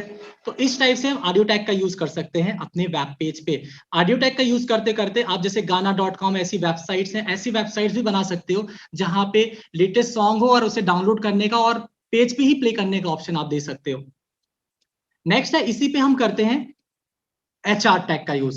HR टैग मैंने आपको स्टार्टिंग में बोला था कि ऑलमोस्ट 99.5% जो टैग होते हैं वो पेयर्स में होते हैं, लेकिन HR tag stands for horizontal row. जब आपको पूरे पेज में हॉरिजेंटल रो चाहिए होती है तो हम HR टैग का यूज करते हैं। ये एक वॉइड टैग है, इट मींस इसका कोई पेयर नहीं होगा, ठीक है, सिंगल है। HR हमने लगा दिया, एक हॉरिजेंटल रो बन जाएगी, हमने सेपरेट कर दिया ऑडियो टैग को। अब हम वीडियो टैग का यूज करेंगे, तो वीडियो टैग यूज होगा वीडियो से, राइट। अब इसका भी हाइट विड्थ हमें डिसाइड करना पड़ेगा, तो दे देते हैं हाइट, हमने यहाँ पे दे दिया 200 पिक्सल, ज्यादा दे देते हैं इसके लिए 300 पिक्सल दे देते हैं, क्योंकि हमें एक प्लेयर चाहिए होगा, वीडियो प्लेयर। विड्थ हम दे देते हैं यहाँ पे 500 पिक्सल, और कंट्रोल्स हम अभी से लगा देते हैं क्योंकि कंट्रोल्स हमें चाहिए ही चाहिए। देन सब प्रॉपर्टी इसकी सब टैग होती है, उसको हम बोलते हैं सोर्स। सोर्स के अंदर एक एट्रीब्यूट है SRC, और टाइप हमें बताना होगा। वहां पे क्या था, ऑडियो था, तो यहाँ पे क्या है, ये वीडियो है। और .mp4 हम मेंशन करने वाले हैं क्योंकि हमारे पास जो वीडियो का फॉर्मेट है वो .mp4 है। एक बात मैं आपको यही बता दूं, जो ऑडियो होता है वो ऑडियो सिर्फ 3 ही एक्सटेंशन को सपोर्ट करता है। ये चीज पहले बहुत मुश्किल से डिजाइन होती थी, बट HTML में ऑडियो टैग आ गया, बट स्टिल उसमें लिमिटेशन है कि आप 3 ही ऑडियो फाइल के एक्सटेंशन को यूज कर सकते हैं। फर्स्ट है MP3, दूसरा है WAV फॉर्मेट, और थर्ड है OGG फॉर्मेट। ऑगी नहीं है यहाँ पे, राइट, OGG फॉर्मेट है। वीडियो के केस में MP4 सपोर्ट करता है, वेब M फॉर्मेट सपोर्ट करता है ना, OGG फॉर्मेट सपोर्ट करता है। तो यहाँ पे वीडियो टैग, वीडियो SRC के अंदर हम वीडियो का पार्ट डिसाइड कर देते हैं। एक फोल्डर है वीडियो नाम का, उसके अंदर greenwaves.mp4 नाम की फाइल है। तो चलिए देखते हैं हमारे डिजाइन पे क्या चेंजेस आए। ये देखिए यहाँ पे ये आ गया हमारे पास प्लेयर। अब ये YouTube का ही आ गया, लेकिन ये YouTube का नहीं है, राइट। ये हमारा लोकल एड्रेस पे, लोकल कंप्यूटर पे डाला हुआ वीडियो है, जिसको हम वीडियो टैग के थ्रू अपने वेब पेज में दिखा सकते हैं, राइट। सो कितना आसान तरीके से हमने यहाँ पे ऑडियो एंड वीडियो को अपने वेब पेज में लिंक कर दिया। बेसिकली ये वीडियो टैग का ही सबसे अच्छा रिप्लेसमेंट आई फ्रेम है। अभी क्या हो रहा है, अभी ये हो रहा है कि जो वीडियो है, वीडियो अगर मान लो सपोज करो कि 100 MB के वीडियो है और बहुत सारे वीडियोस है, और सारे वीडियोस आपके सर्वर पे किसी कंप्यूटर पे डाले हो, क्योंकि सर्वर भी तो एक एडवांस कंप्यूटर ही होता है, तो उस केस में स्टोरेज भी हमें चाहिए होता है। इसका सबसे अच्छा सब्स्टिट्यूट ये है कि आप आई फ्रेम का यूज करो और स्टोरेज आप यूट्यूब का यूज करो। यूट्यूब की रिस्पॉन्सिबिलिटी स्टोरेज प्रोवाइड करने की, तो वहां की लिंक आप अपने वेब पेज में एम्बेडेड कर दो, लिंक कर दो। तो YouTube पे जो वीडियो आप लिंक करोगे अपने वेब पेज में, तो सारे यहाँ पे वेब पेज में सारे वीडियो शो करने लगेंगे YouTube से फेच होके। और लोकली अगर आप करना चाहते हो तो वीडियो टैग का यूज कर सकते हो इस टाइप से। तो ये हमारा ग्रीनवेव्स का वीडियो यहाँ पे शो होने लगा, ऊपर म्यूजिक चल रहा है प्रॉपर तरीके से, पैरेलली भी दोनों चीजें चल सकती है, राइट। सो ये दो बहुत ही अट्रैक्टिव टैग अवेलेबल थे HTML5 के, ये मैं आपको बता रहा हूँ। और HTML5 अभी बहुत ही अच्छा वर्जन है और जिसका यूज हम सबसे ज्यादा करने वाले हैं, कर रहे हैं। नेक्स्ट है हमारा, और जो लास्ट टैग हमारा रहेगा, फॉर्म टैग, form.html। सो अभी तक आपने जितने भी वेब पेजेस बनाए हैं, अगर उनको आपस में आप एंकर टैग के थ्रू लिंक कर दो, जैसा मैंने आपको बताया था स्टार्टिंग में, वो सब के थ्रू आप सिर्फ क्लाइंट साइड पे, यूजर साइड में दिखने वाला पार्ट है, रीड कर सकते हो। लेकिन जब आप चाहते हो कि मैं कोई लॉगिन करूं, लॉगिन पेज डिजाइन करूं, तो वहां से क्या होता है, इंफॉर्मेशन सर्वर के पास जाती है। तो जब आप किसी डेटा को सर्वर को सेंड करना चाह रहे हो, तो आप नॉर्मल HTML से नहीं कर सकते, क्योंकि HTML क्या है, HTML एक मार्कअप टैग बेस्ड लैंग्वेज है। सिर्फ वो स्ट्रक्चर क्रिएट करने का काम आता है, वो जो ब्राउजर स्ट्रक्चर को बनाकर आपको दे देगा। लेकिन जब हम कैलकुलेशन कराना चाहते हैं, मैथमेटिकल ऑपरेशन परफॉर्म करना चाहते हैं, देन हमें प्रोग्रामिंग लैंग्वेज यूज करनी होगी। जिस उन प्रोग्रामिंग लैंग्वेज को हम बोलते हैं वेब एप्लीकेशन में सर्वर साइड प्रोग्रामिंग लैंग्वेज। वो server side programming language JSP servlet हो सकता है, ASP.NET हो सकता है, PHP हो सकता है, राइट, और पाइथन डिजेंगो हो सकता है। ये सब सर्वर साइड प्रोग्रामिंग लैंग्वेज है। Node.js भी एक बहुत ही अच्छा ऑप्शन है। सो वहां तक बात जाने से पहले हमें ये देखना है कि अगर हम कोई फॉर्म डिजाइन कर रहे हैं HTML में, कोई इनपुट बॉक्स दे रहे हैं, तो डेटा कैसे ट्रांसफर होगा, क्योंकि नॉर्मली डेटा ट्रांसफर आप नहीं कर पाओगे। तो इसके लिए हम यूज करते हैं फॉर्म टैग का। तो चलिए डेटा को ट्रांसफर करने के लिए हम फॉर्म टैग का यूज करते हैं। तो फटाफट वापस वही चीज कर लें, HTML, इसका एक ही सेक्शन यूज कर रहा हूं मैं, बॉडी। यहां पे हम यूज करेंगे फॉर्म टैग का, बट पहले मैं आपको बता दूं मैं किस इनपुट बॉक्स की बात कर रहा हूं, इनपुट टाइप। सो इनपुट बॉक्स बनाने के लिए इनपुट टाइप का यूज होता है, इनपुट यूज होता है, इनपुट टाइप। और टाइप की बहुत सारी वैल्यूज है, input type button, input type colour, input type date, input type email, file, text, password. So यहाँ पे मैं पहला ले रहा हूँ टेक्स्ट, यूजर नेम को एंटर करने के लिए इस, ठीक है। देन इसके बाद हम इसका कुछ नाम दे दें, भाई हर पर्सन का नाम भी होता है तो इसका नाम भी दे दें। यूजर नेम हमने कर दे कि आपका नाम यूजर नेम है। पहले ये तो इनपुट बॉक्स क्रिएट कर देगा, एक लेबल हम दे देते हैं कि इस इनपुट बॉक्स में क्या इंटर करना है। तो हमने बोल दिया कि यूजर नेम आपको इंटर करना है, ठीक है। और फिर इसके बाद एक इनपुट बॉक्स बन गया हमारा। सेकंड, पासवर्ड के लिए एक हम लेबल ले लेते हैं पासवर्ड, और यहाँ पे अगर इनपुट टाइप हम बना लेते हैं। ये इनपुट जो टैग होते हैं बेसिकली यूजर से इनपुट के लेने के लिए यूज होते हैं, और इसकी टाइप के अंदर बहुत सारी वैल्यू होती है, वो डिसाइड करते हैं किस टाइप का इनपुट बॉक्स क्रिएट होगा। तो यहाँ पे मैं ले लेता हूँ पासवर्ड, और इसका नाम भी हम बता देते हैं कि भी बिना नाम का तो कुछ हो ही नहीं सकता, तो यहाँ पे हमने यहाँ पे पासवर्ड ले लिया। अब जब आप यूजर नेम पासवर्ड इंटर करोगे तो भी एक बटन भी चाहिए होगा, तो इसके लिए हमारे पास ऑप्शन है इनपुट टाइप सबमिट का, इनपुट टाइप सबमिट। और इसकी हम वैल्यू दे दें जो उस बटन के ऊपर लिख कर आएगा वो वैल्यू, तो उस पर हम बोल देते हैं कि लॉग इन लिख कर आ जाए, ठीक है। अब होगा ये कि ये जो सारे टैग है एक ही लाइन में आ जाएंगे। देखना आप इसका, हमारा फॉर्म नाम का पेज बन गया है, ये देखो ये सब एक ही लाइन पे आ गया। यहाँ पे यूजर नेम दे दोगे, लाइक जैसे मैंने यहाँ पे दीपक दे दिया, पासवर्ड आप 1 2 3 4 दोगे तो डॉट डॉट डॉट में आ रहा है, राइट। सो पासवर्ड प्रॉपर्टी हिडन हो गई। यहाँ पे लॉगिन बटन पे क्लिक करोगे तो डेटा कुछ भी प्रोसेस नहीं हो रहा है, यहाँ पे देखिए कुछ भी ऑपरेशन नहीं हो रहा। एक्चुअल में इसी चीज के लिए, इस ऑपरेशन कुछ कुछ एग्जीक्यूशन हो, कोई चीज परफॉर्म हो, उसके लिए हम फॉर्म टैग का यूज करेंगे, क्योंकि बेसिक स्ट्रक्चर बनकर आ गया। बट बेसिक स्ट्रक्चर को एडवांस स्ट्रक्चर में कन्वर्ट करने के लिए हम ये तीनों कंट्रोल्स फॉर्म टैग के अंदर डाल देंगे। So form open and close, इसके अंदर आ जाओ सारे, इसके अंदर हमने सारे इनपुट एलिमेंट्स को पेस्ट कर दिया। नाउ जब आप लॉगिन बटन पे क्लिक करो तो आपको जाना कहां है ये डिसाइड करता है एक एक्शन एट्रीब्यूट होता है। हमने बोल दिया आप समथिंग लाइक किसी भी पेज पे जाओ, JSP.html में चले जाओ। अब पता नहीं JSP.html हमने कुछ डिजाइन करा नहीं है, तो जस्ट हम देख रहे हैं कि सबमिट बटन, हमारी लॉगिन बटन काम कर रही कि नहीं कर रही। चलिए देखें, इसको हम रिलोड करते हैं। हमने यहाँ पे लिया दीपक, और पासवर्ड हमने कुछ भी समथिंग ले लिया, उससे कोई फर्क नहीं पड़ता। अब जैसे हम लॉगिन बटन पे क्लिक करेंगे तो अब आप देखना हमारा जो डेटा किसके पास गया, उस JSP.html पे गया। बट JSP.html तो कुछ है, पेज है ही नहीं, तो हम डेटा को ट्रांसफर कर पा रहे हैं एक दूसरे पेज पे। और ये किस वजह से हो रहा है, ये हो रहा है फॉर्म टैग की वजह से। सो पीपीटी में मैंने और भी बहुत सारे टाइप्स मेंशन करे हैं। अगर आपको डेट ऑफ बर्थ लेना है, पिक करना है, तो डेट ऑफ बर्थ पिकर है तो उसके लिए डेट टाइम होता है, राइट। अगर आपको को फाइल अपलोड करना है तो उसके लिए टाइप फाइल होता है, राइट। इस टाइप से बहुत सारे, ड्रॉप डाउन बनाना है तो उसके लिए सेलेक्ट टैग होता है। तो इस टाइप से हम यूज कर सकते हैं, वो आप पीपीटी को देखते हुए बना लेना। सो मैं अपने सेशन को यहाँ पे द एंड करता हूँ। आपका नेक्स्ट सेशन जो रहेगा वो CSS का रहेगा। Very good morning to all of you. This is Pankaj Wadhwani and I am going to take your session for CSS. ठीक है, इसमें मैं आपको थोड़ा सा आपको पहले बेसिक बता दूंगा, मैं कहाँ से स्टार्ट करने वाला हूँ, कैसे स्टार्ट करने वाला हूँ, कितने टाइप होते हैं CSS के, एंड फर्दर हम कंटिन्यू करेंगे। ओके, इसके सारे नोट्स आपको इजीली अवेलेबल हो जाएंगे। Don't worry for your notes. Okay, बहुत सारे बच्चे पूछ रहे थे कमेंट सेक्शन में नोट्स का कैसा क्या रहेगा। नोट्स आपको प्रोवाइडेड रहेंगे हमारी तरफ से, so don't worry for that. Doubt clearing session रहेगा 11 ओ क्लॉक पे। जिन स्टूडेंट्स को डाउट्स है वो रुक करके समझ सकते हैं, सारे डाउट्स अपने क्लियर कर सकते हैं। जो चीज मैं आपको पढ़ा रहा हूँ, जस्ट अ सेकंड, जो चीज मैं आपको पढ़ा रहा हूँ वो वाली चीज आपको डायरेक्टली अवेलेबल हो जाएगी अगर आप इंटरनेट पे भी सर्च करते हैं तो। दूसरा, जो चीज मैं आपको पढ़ा रहा हूँ इसके लिए आपको किसी स्पेशल टूल या एडिटर की जरूरत नहीं पड़ने वाली है। Okay, just give me a second.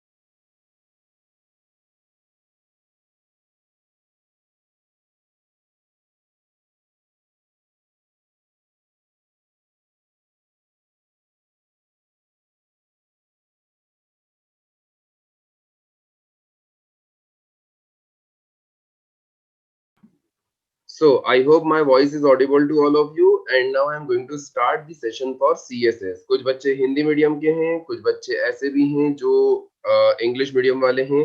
मैं मिक्स लैंग्वेज का यूज करूंगा ताकि आपको दिक्कतें ना आए। मैं आपको सबसे पहले बता देता हूँ, आपको HTML या CSS पढ़ने के लिए किसी एक्स्ट्रा टूल की जरूरत नहीं है।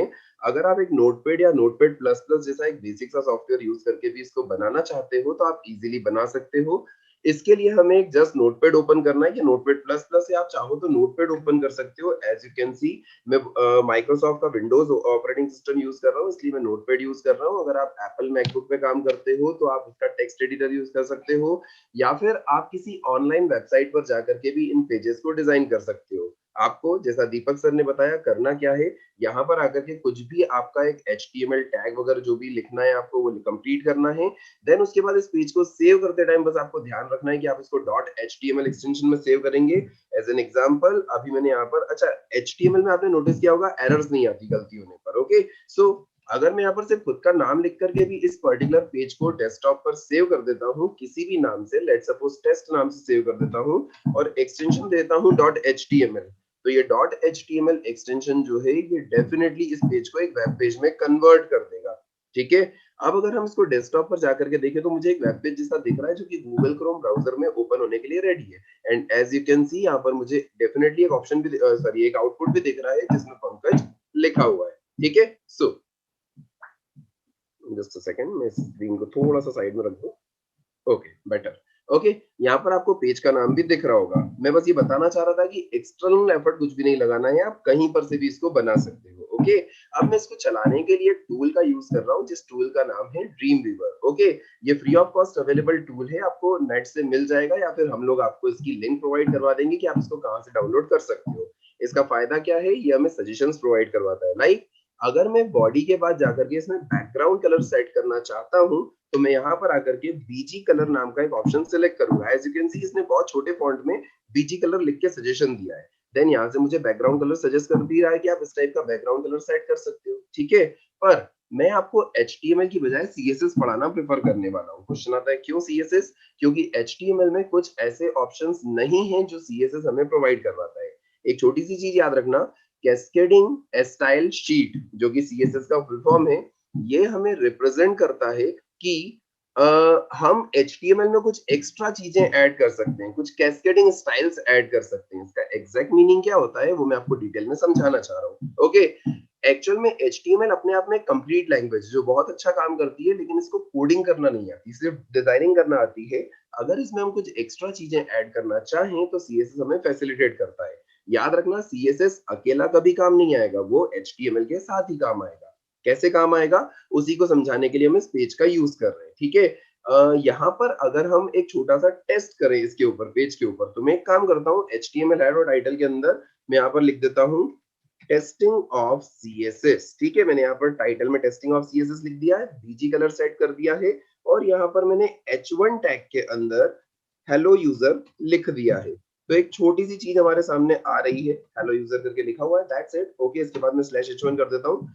इस पेज को भी हम सेव करते हैं। ठीक है, अगेन मेरी कोशिश है, मैं टेस्ट नाम से सेव कर देता हूँ इसको। ओके, जो हमने थोड़ी देर पहले बनाया था ओवरराइट कर देते हैं उसको, क्योंकि वो किसी काम का पेज नहीं था। ओके, मैंने इसको सेव कर दिया है। आप चाहो तो इसको यहीं से रन कर सकते हैं क्योंकि ये एक आईडी काइंड ऑफ है। ओके, या फिर हम यहाँ से डबल क्लिक करके भी इसको रन कर सकते हैं। आपको दिख रहा होगा कि मैंने test.html को रन किया है। टेस्टिंग ऑफ CSS के heading part, sorry title part में लिखा हुआ है और यहाँ पर आपको हेलो यूजर बोल्ड लेटर्स में दिखाई दे रहा है। अब मैं आपको इसी के आगे की चीजें कुछ एक बताने वाला हूँ जो आजकल के मॉडर्न वेब पेजेस पे आपको देखने को मिल जाती है। एज एन एग्जाम्पल, अगर आप किसी वेबसाइट पे जाओ, लेट सपोज आप फ्लिपकार्ट पे जाते हो या अमेजोन पे जाते हो या किसी भी वेबसाइट पे जाते हो, बहुत सारे लोगों के लिए फेवरेट वेबसाइट हो सकती है फेसबुक। अगर मैं इसके होम पेज पे जाता हूँ, ठीक है, तो आपको यहाँ पर एक टॉप पे एक सेक्शन दिख रहा है जो यहाँ से लेकर के यहाँ तक का एक कंप्लीट दिख रहा है, फिर बीच में एक सेक्शन दिख रहा है और यहाँ पर एक व्हाइट कलर का बॉक्स दिख रहा है। ये पेज मुझे क्लियरली 3 पार्ट्स में डिवाइडेड दिख रहा है। अगर मैं इस टाइप से अपना पेज बनाना चाहूँ मल्टीपल पार्ट्स में डिवाइड करके, तो CSS मेरी बहुत अच्छे से हेल्प कर सकता है। कैसे हेल्प कर सकता है मैं वही समझाने के लिए आपको ये पेज डिजाइन कर रहा हूँ। ठीक है, तो हम बात कर लेते हैं थोड़ी सी CSS की, कि जो CSS है उसका फुल फॉर्म होता है कैस्केडिंग स्टाइल शीट। ये 3 टाइप का होता है। पहला जो टाइप होता है उसे कहा जाता है इंटरनल CSS। ओके, थोड़ी देर में हम यही पढ़ने वाले हैं। ओके, इसके भी टॉप पे अगर अपर लेयर देखा जाए तो यहाँ पर आता है इनलाइन सीएसएस और सबसे लास्ट में आता है एक्सटर्नल सीएसएस। ओके, बेसिक अगर यूज करना स्टार्ट करें तो हम इनलाइन से स्टार्ट करेंगे, लेकिन सबसे ज्यादा यूज होने वाले कौन कौन से हैं? इंटरनल और एक्सटर्नल। क्यों हैं, कैसे हैं, मैं आपको स्टेप बाय स्टेप बताने वाला हूँ। ये सारे नोट्स मैं आपको प्रोवाइड करवा दूंगा। इनलाइन, इंटरनल, एक्सटर्नल, ये 3 टाइप के सीएसएस हमारे पास होते हैं। ओके, सो हम आते हैं एचटीएमएल वाले पार्ट पे। यहाँ पर अगर हमें इसी पेज का डिजाइन देखना चाहो तो आप ध्यान से देखो, यहाँ मुझे 3 ऑप्शन दिख रहे हैं, कोड, स्प्लिट एंड डिजाइन। मैं डिजाइन पे क्लिक करता हूँ। जैसे ही मैंने डिजाइन पे क्लिक किया, मुझे यहाँ पर एक डिजाइन दिखा रहा है जिसमें हेलो यूजर लिखा हुआ है। ठीक है, खैर मुझे इससे कोई फर्क नहीं पड़ रहा है, इसलिए मैं यहाँ पर आकर के एक टैग यूज करता हूँ जिससे मैं सीएसएस पढ़ाना स्टार्ट करूंगा। टैग का नाम है डिवीजन टैग, जिसे शॉर्ट में डिव कहा जाता है और जिसका क्लोजिंग टैग होता है /div। इसके अंदर हम जो भी लिखेंगे, ठीक है, लाइक मैंने इसके अंदर लिख दिया this is a division. Okay, मैंने यहाँ पर टाइप कर दिया दिस इज अ डिवीजन। अगर मैं इसके डिजाइन पार्ट पे आऊं तो आप देख सकते हो कि यहाँ पर एक छोटे से फॉन्ट स्टाइल में ऐसा कुछ कुछ देखने को मिल रहा है। अगर आप नोटिस कर पा रहे हो तो इसकी जो विड्थ है ना, ये 100% ऑफ द पेज है। दिख रहा है बेटा यहाँ से यहाँ तक, है ना, पूरा क्लियरली दिख रहा होगा कि ये 100% विड्थ के साथ में बना हुआ एक डिवीजन है। ठीक है, लाइक थोड़ी देर पहले हमने एक फेसबुक का पेज खोला था, इस पे ये टॉप पे दिख रहा था आपको ये वाला। ओके, इसकी विड्थ भी तो यहाँ से लेकर यहाँ तक है, कोने तक, ये भी वैसे ही दिख रहा है कुछ कुछ, बस इसका बैकग्राउंड कलर हमने सेट नहीं करके रखा है, इसलिए पहचान में नहीं आ रहा है, बाकी है तो ऐसा ही। याद रखना, किसी भी डिवीजन की width by default 100% of the page होती है, लेकिन उसकी हाइट को हम एडजस्ट कर सकते हैं। क्वेश्चन आता है कैसे एडजस्ट कर सकते हैं? अगर आप इसके अंदर फॉन्ट साइज बढ़ाते हो तो भी इसकी हाइट एडजस्ट हो जाएगी, या फिर हम इसके अंदर सीएसएस के थ्रू इसकी हाइट को एडजस्ट कर सकते हैं। ओके, सो हम स्टेप बाय स्टेप काम करना स्टार्ट करते हैं। सबसे पहले अगर हम बात करें इस पर्टिकुलर की, जो आपके सामने दिख रहा है, इसको मैं कॉपी पेस्ट कर लेता हूँ। ओके, कितनी बार? 4 बार। ओके, लेट्स से मैंने यहाँ पर मैसेज लिख दिया this is division 1, this is division 2, this is division 3 and this is division 4। ठीक है, ये डेफिनेटली हमें किस टाइप का दिखाई दे रहा होगा? 4 अलग अलग डिवीजन दिखाई दे रहे होंगे, जिनकी विड्थ तो 100% है, लेकिन इनकी हाइट अभी सिमिलर दिख रही है। क्यों? क्योंकि मैंने कोई फॉन्ट प्रॉपर्टी वगैरह चेंज नहीं की है। Okay, so let me continue it again. यहाँ पर अगर हम बात करें सीएसएस की, तो सीएसएस कैसे ऐड करेंगे? ध्यान से सुनना, ये डिव दिख रहा है, इसके जस्ट आगे मैंने एक टैग इसके आगे सॉरी एट्रीब्यूट ऐड किया, स्टाइल। कौन सा एट्रीब्यूट ऐड किया मैंने? स्टाइल। स्टाइल के अंदर हमें एक सब प्रॉपर्टी मिल रही है जिसका नाम है बैकग्राउंड कलर। ठीक है, मैंने बैकग्राउंड कलर यहाँ से सिलेक्ट किया, कोई भी रैंडम कलर पिक कर सकते हो, इनको हैश वैल्यू कहा जाता है या कलर कोड कहा जाता है। ठीक है, जहां पर ये कलर कोड आपका कंप्लीट हुआ ना, वहां आप लगा दो सेमी कॉलन। ठीक है, क्या लगाना है हमें? Semi colon. ये सिस्टम को ये बताएगा कि यहाँ पर बैकग्राउंड कलर की प्रॉपर्टी खत्म हो चुकी है, इसके बाद जो भी लिखा जाएगा वो सेकंड प्रॉपर्टी होगी। ठीक है, यहाँ पर मैं एक पर्टिकुलर कंपोनेंट यूज करता हूँ, फॉन्ट साइज। ठीक है, और इसमें कुछ भी एक फॉन्ट साइज देते हैं, लेट्स से 24 पिक्सल साइज। ठीक है, मैंने सिर्फ 2 प्रॉपर्टी सेट की हैं, मैं आपको डिजाइन पार्ट में दिखाता हूँ कि जो मैंने अभी सेट किया है वो डेफिनेटली बाकी 3 डिवीजन से अलग दिख रहा है, क्योंकि मैंने इस पे सीएसएस अप्लाई करना चालू कर दिया। मैं आपको रिलेट करवाना चाह रहा हूँ, ये कुछ कुछ ऐसा नहीं दिख रहा, मैंने एक का बैकग्राउंड कलर अलग कर दिया, दूसरे का बैकग्राउंड कलर अलग कर सकता हूँ, हाइट तो बाद में चेंज करते रहेंगे, लेकिन मैं आपको थोड़ा सा रिलेट करके दिखाना चाह रहा हूँ। ठीक है, जस्ट सेकेंड। ओके, वापस से लौट के आते हैं इसी के कोड पे। अब मान लो इसी के अंदर ये तो बैकग्राउंड कलर सेट हो गया। अच्छा, एक बात बताओ, ये स्टाइल टैग कौन कौन से डिवीजन में लगा है? सिर्फ इस डिवीजन में लगा है, और इसका इम्पैक्ट सिर्फ एक ही डिवीजन पे आ रहा है, तो ऐसे केस में इसे इनलाइन सीएसएस कहा जाएगा। ठीक है, इनलाइन मतलब इस लाइन तक इसका स्कोप रहेगा, इसके बाद वाले डिवीजन इन प्रॉपर्टीज को भी अप्लाई नहीं कर रहे। ठीक है, जैसे ही फॉन्ट साइज वाला पार्ट खत्म हुआ, मैंने यहाँ पर एक और कॉलम लगाया और यहाँ पर एक प्रॉपर्टी यूज की, कलर। कलर प्रॉपर्टी वो होती है जिसमें हम फॉन्ट का कलर सेट कर सकते हैं। मेरी इच्छा है बैकग्राउंड कलर ब्लू है तो फॉन्ट कलर में व्हाइट कर दूं। ये व्हाइट कलर का हैश कोड लिखा हुआ है, कलर कोड बोलते हैं इसको, आरजीबी बेस्ड पैटर्न पे रहता है। देन इसके बाद मैं फॉन्ट का वेट सेट कर सकता हूं। आप देख सकते हैं इतनी सारी प्रॉपर्टीज हैं कि एक साथ इनको पढ़ाना प्रैक्टिकली इम्पॉसिबल है। आप देख सकते हो कितनी सारी प्रॉपर्टीज है ना, तो आप थोड़ा सा सब्र रखो, स्टेप बाय स्टेप आपको ढेर सारी प्रॉपर्टीज पढ़ने को मिल जाएगी। ठीक है, खैर मैं यहाँ पर बात कर लेता हूँ फॉन्ट वेट की। ओके, सो इसके अंदर अगर हम फॉन्ट वेट की बात करें तो मैं इसको बोल्ड सेट कर देता हूँ ताकि मेरा फॉन्ट बोल्ड स्टाइल में दिखाई दे। अगर इतना जितना मैंने अभी लिखा है इसको मैं आपको दिखाऊं तो देखो ये थोड़ा सा अलग दिख रहा है। कैसा कि इसका बैकग्राउंड कलर ब्लू हो चुका है, फॉन्ट कलर व्हाइट हो चुका है, फॉन्ट साइज कंपैरेटिवली बड़ा हो चुका है ना। अगर हम बात करें इसी में और प्रॉपर्टीज की, तो अभी तक हमने क्या क्या देखा, background colour, font size, font weight, और क्या देख, अच्छा एक और चीज बोलना भूल गया, कलर। ठीक है, इसके अलावा हम फॉन्ट फैमिली वगैरह भी सेट कर सकते हैं यहाँ पर। ओके, फॉन्ट फैमिली मतलब हम फॉन्ट का स्टाइल भी सेट कर सकते हैं। आपको यहाँ बहुत सारे नाम दिख रहे होंगे, ऑलरेडी फॉन्ट स्टाइल है यहाँ पर। अगर आपको लग रहा है कि ये फॉन्ट स्टाइल आपके लिए सफिशिएंट नहीं है, तो आप यहाँ से फॉन्ट स्टाइल को एडिट भी कर सकते हो। ठीक है, लाइक यहाँ पर एक अल्जेरियन करके फॉन्ट दिख रहा है जो कि मुझे पर्सनली पसंद, तो मैंने यहाँ पर क्लिक किया, इस पर क्लिक किया और ओके कर दिया। ठीक है, तो यहाँ पर ये अल्जेरियन का ऑप्शन भी देने लग गया जिसको मैंने सिलेक्ट किया। आप देख सकते हो थोड़ी देर पहले यहाँ पर, जस्ट अ सेकंड, यहाँ पर थोड़ी देर पहले जो फॉन्ट दिख रहा था वो किस टाइप का दिख रहा था, अलग दिख रहा था, वो स्मॉल लेटर में दिख रहा था। लेकिन अगर अभी मैं करंटली लिखे हुए कोड को सेव करके डिजाइन दिखाऊं, तो आप डिजाइन को देख सकते हो ये काफी अलग दिखने लग गया है। ठीक है, अल्टीमेटली हमने क्या किया, यहाँ पर एक फॉन्ट स्टाइल चेंज किया है, बैकग्राउंड कलर चेंज किया है। मैं इस कोड को एक बार वेब ब्राउजर पे रन करके दिखाता हूँ कि ये किस टाइप का दिखाई दे रहा है। So as you can see बाकी 3 डिवीजन एकदम नॉर्मल दिख रहे हैं, लेकिन जो टॉप पे है ना ये वाला, ये थोड़ा सा अलग दिखाई दे रहा है इन तीनों के कंपैरिजन में।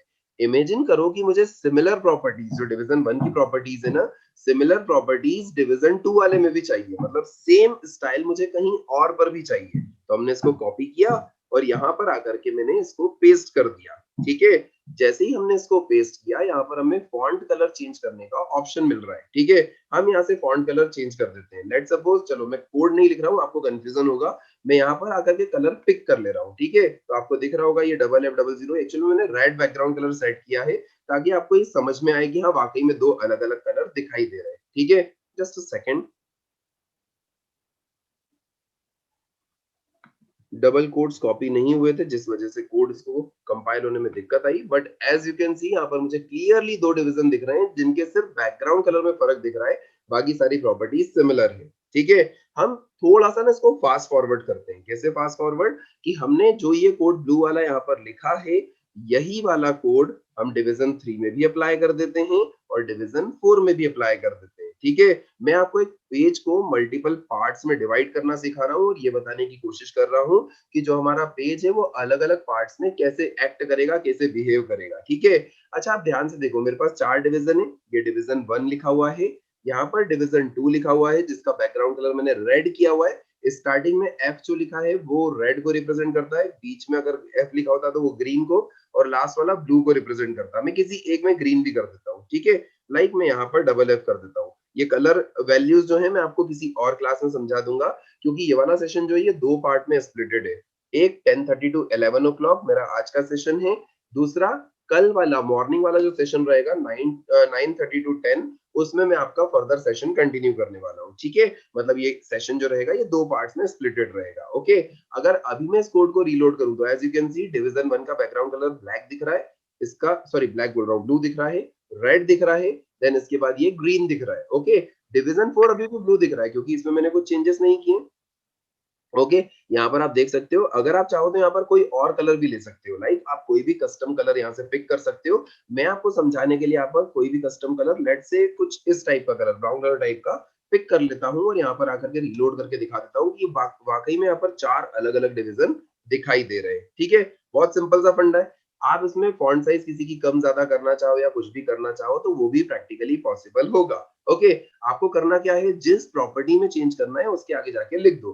जैसे यहाँ पर बैकग्राउंड कलर यहाँ पर लिखा हुआ है, फॉन्ट साइज यहाँ पर लिखा हुआ है, इसका कलर फॉन्ट कलर यहाँ पर लिखा हुआ है, बैक फॉन्ट वेट यहाँ पर लिखा हुआ है, मतलब दुनिया भर की चीजें लिखी है। अभी तो मैंने कुछ भी प्रॉपर्टीज नहीं लिखी है, अभी तो और प्रॉपर्टीज ऐड करने वाला हूँ। मैं आपको बेसिक्स बता रहा हूँ। ठीक है, अब ना हम एक छोटी सी कंडीशन इमेजिन करते हैं, क्या कि हमारा जो पहला और तीसरा वाला जो डिवीजन है उन दोनों का कलर सेम है, और जो दूसरा और चौथा वाला है उन दोनों का कलर सेम है। ठीक है, मतलब इन दोनों का कलर सेम है। मैं CSS की पावर बताना चाह रहा हूँ आपको, नथिंग एल्स। ओके, लाइक आपको दिख रहा है, तो अगर हम नोटिस कर पाए तो 1 और 3 का कोड हमने 2 बार लिखा है, लेकिन वो कोड चल एक जैसा ही रहा है।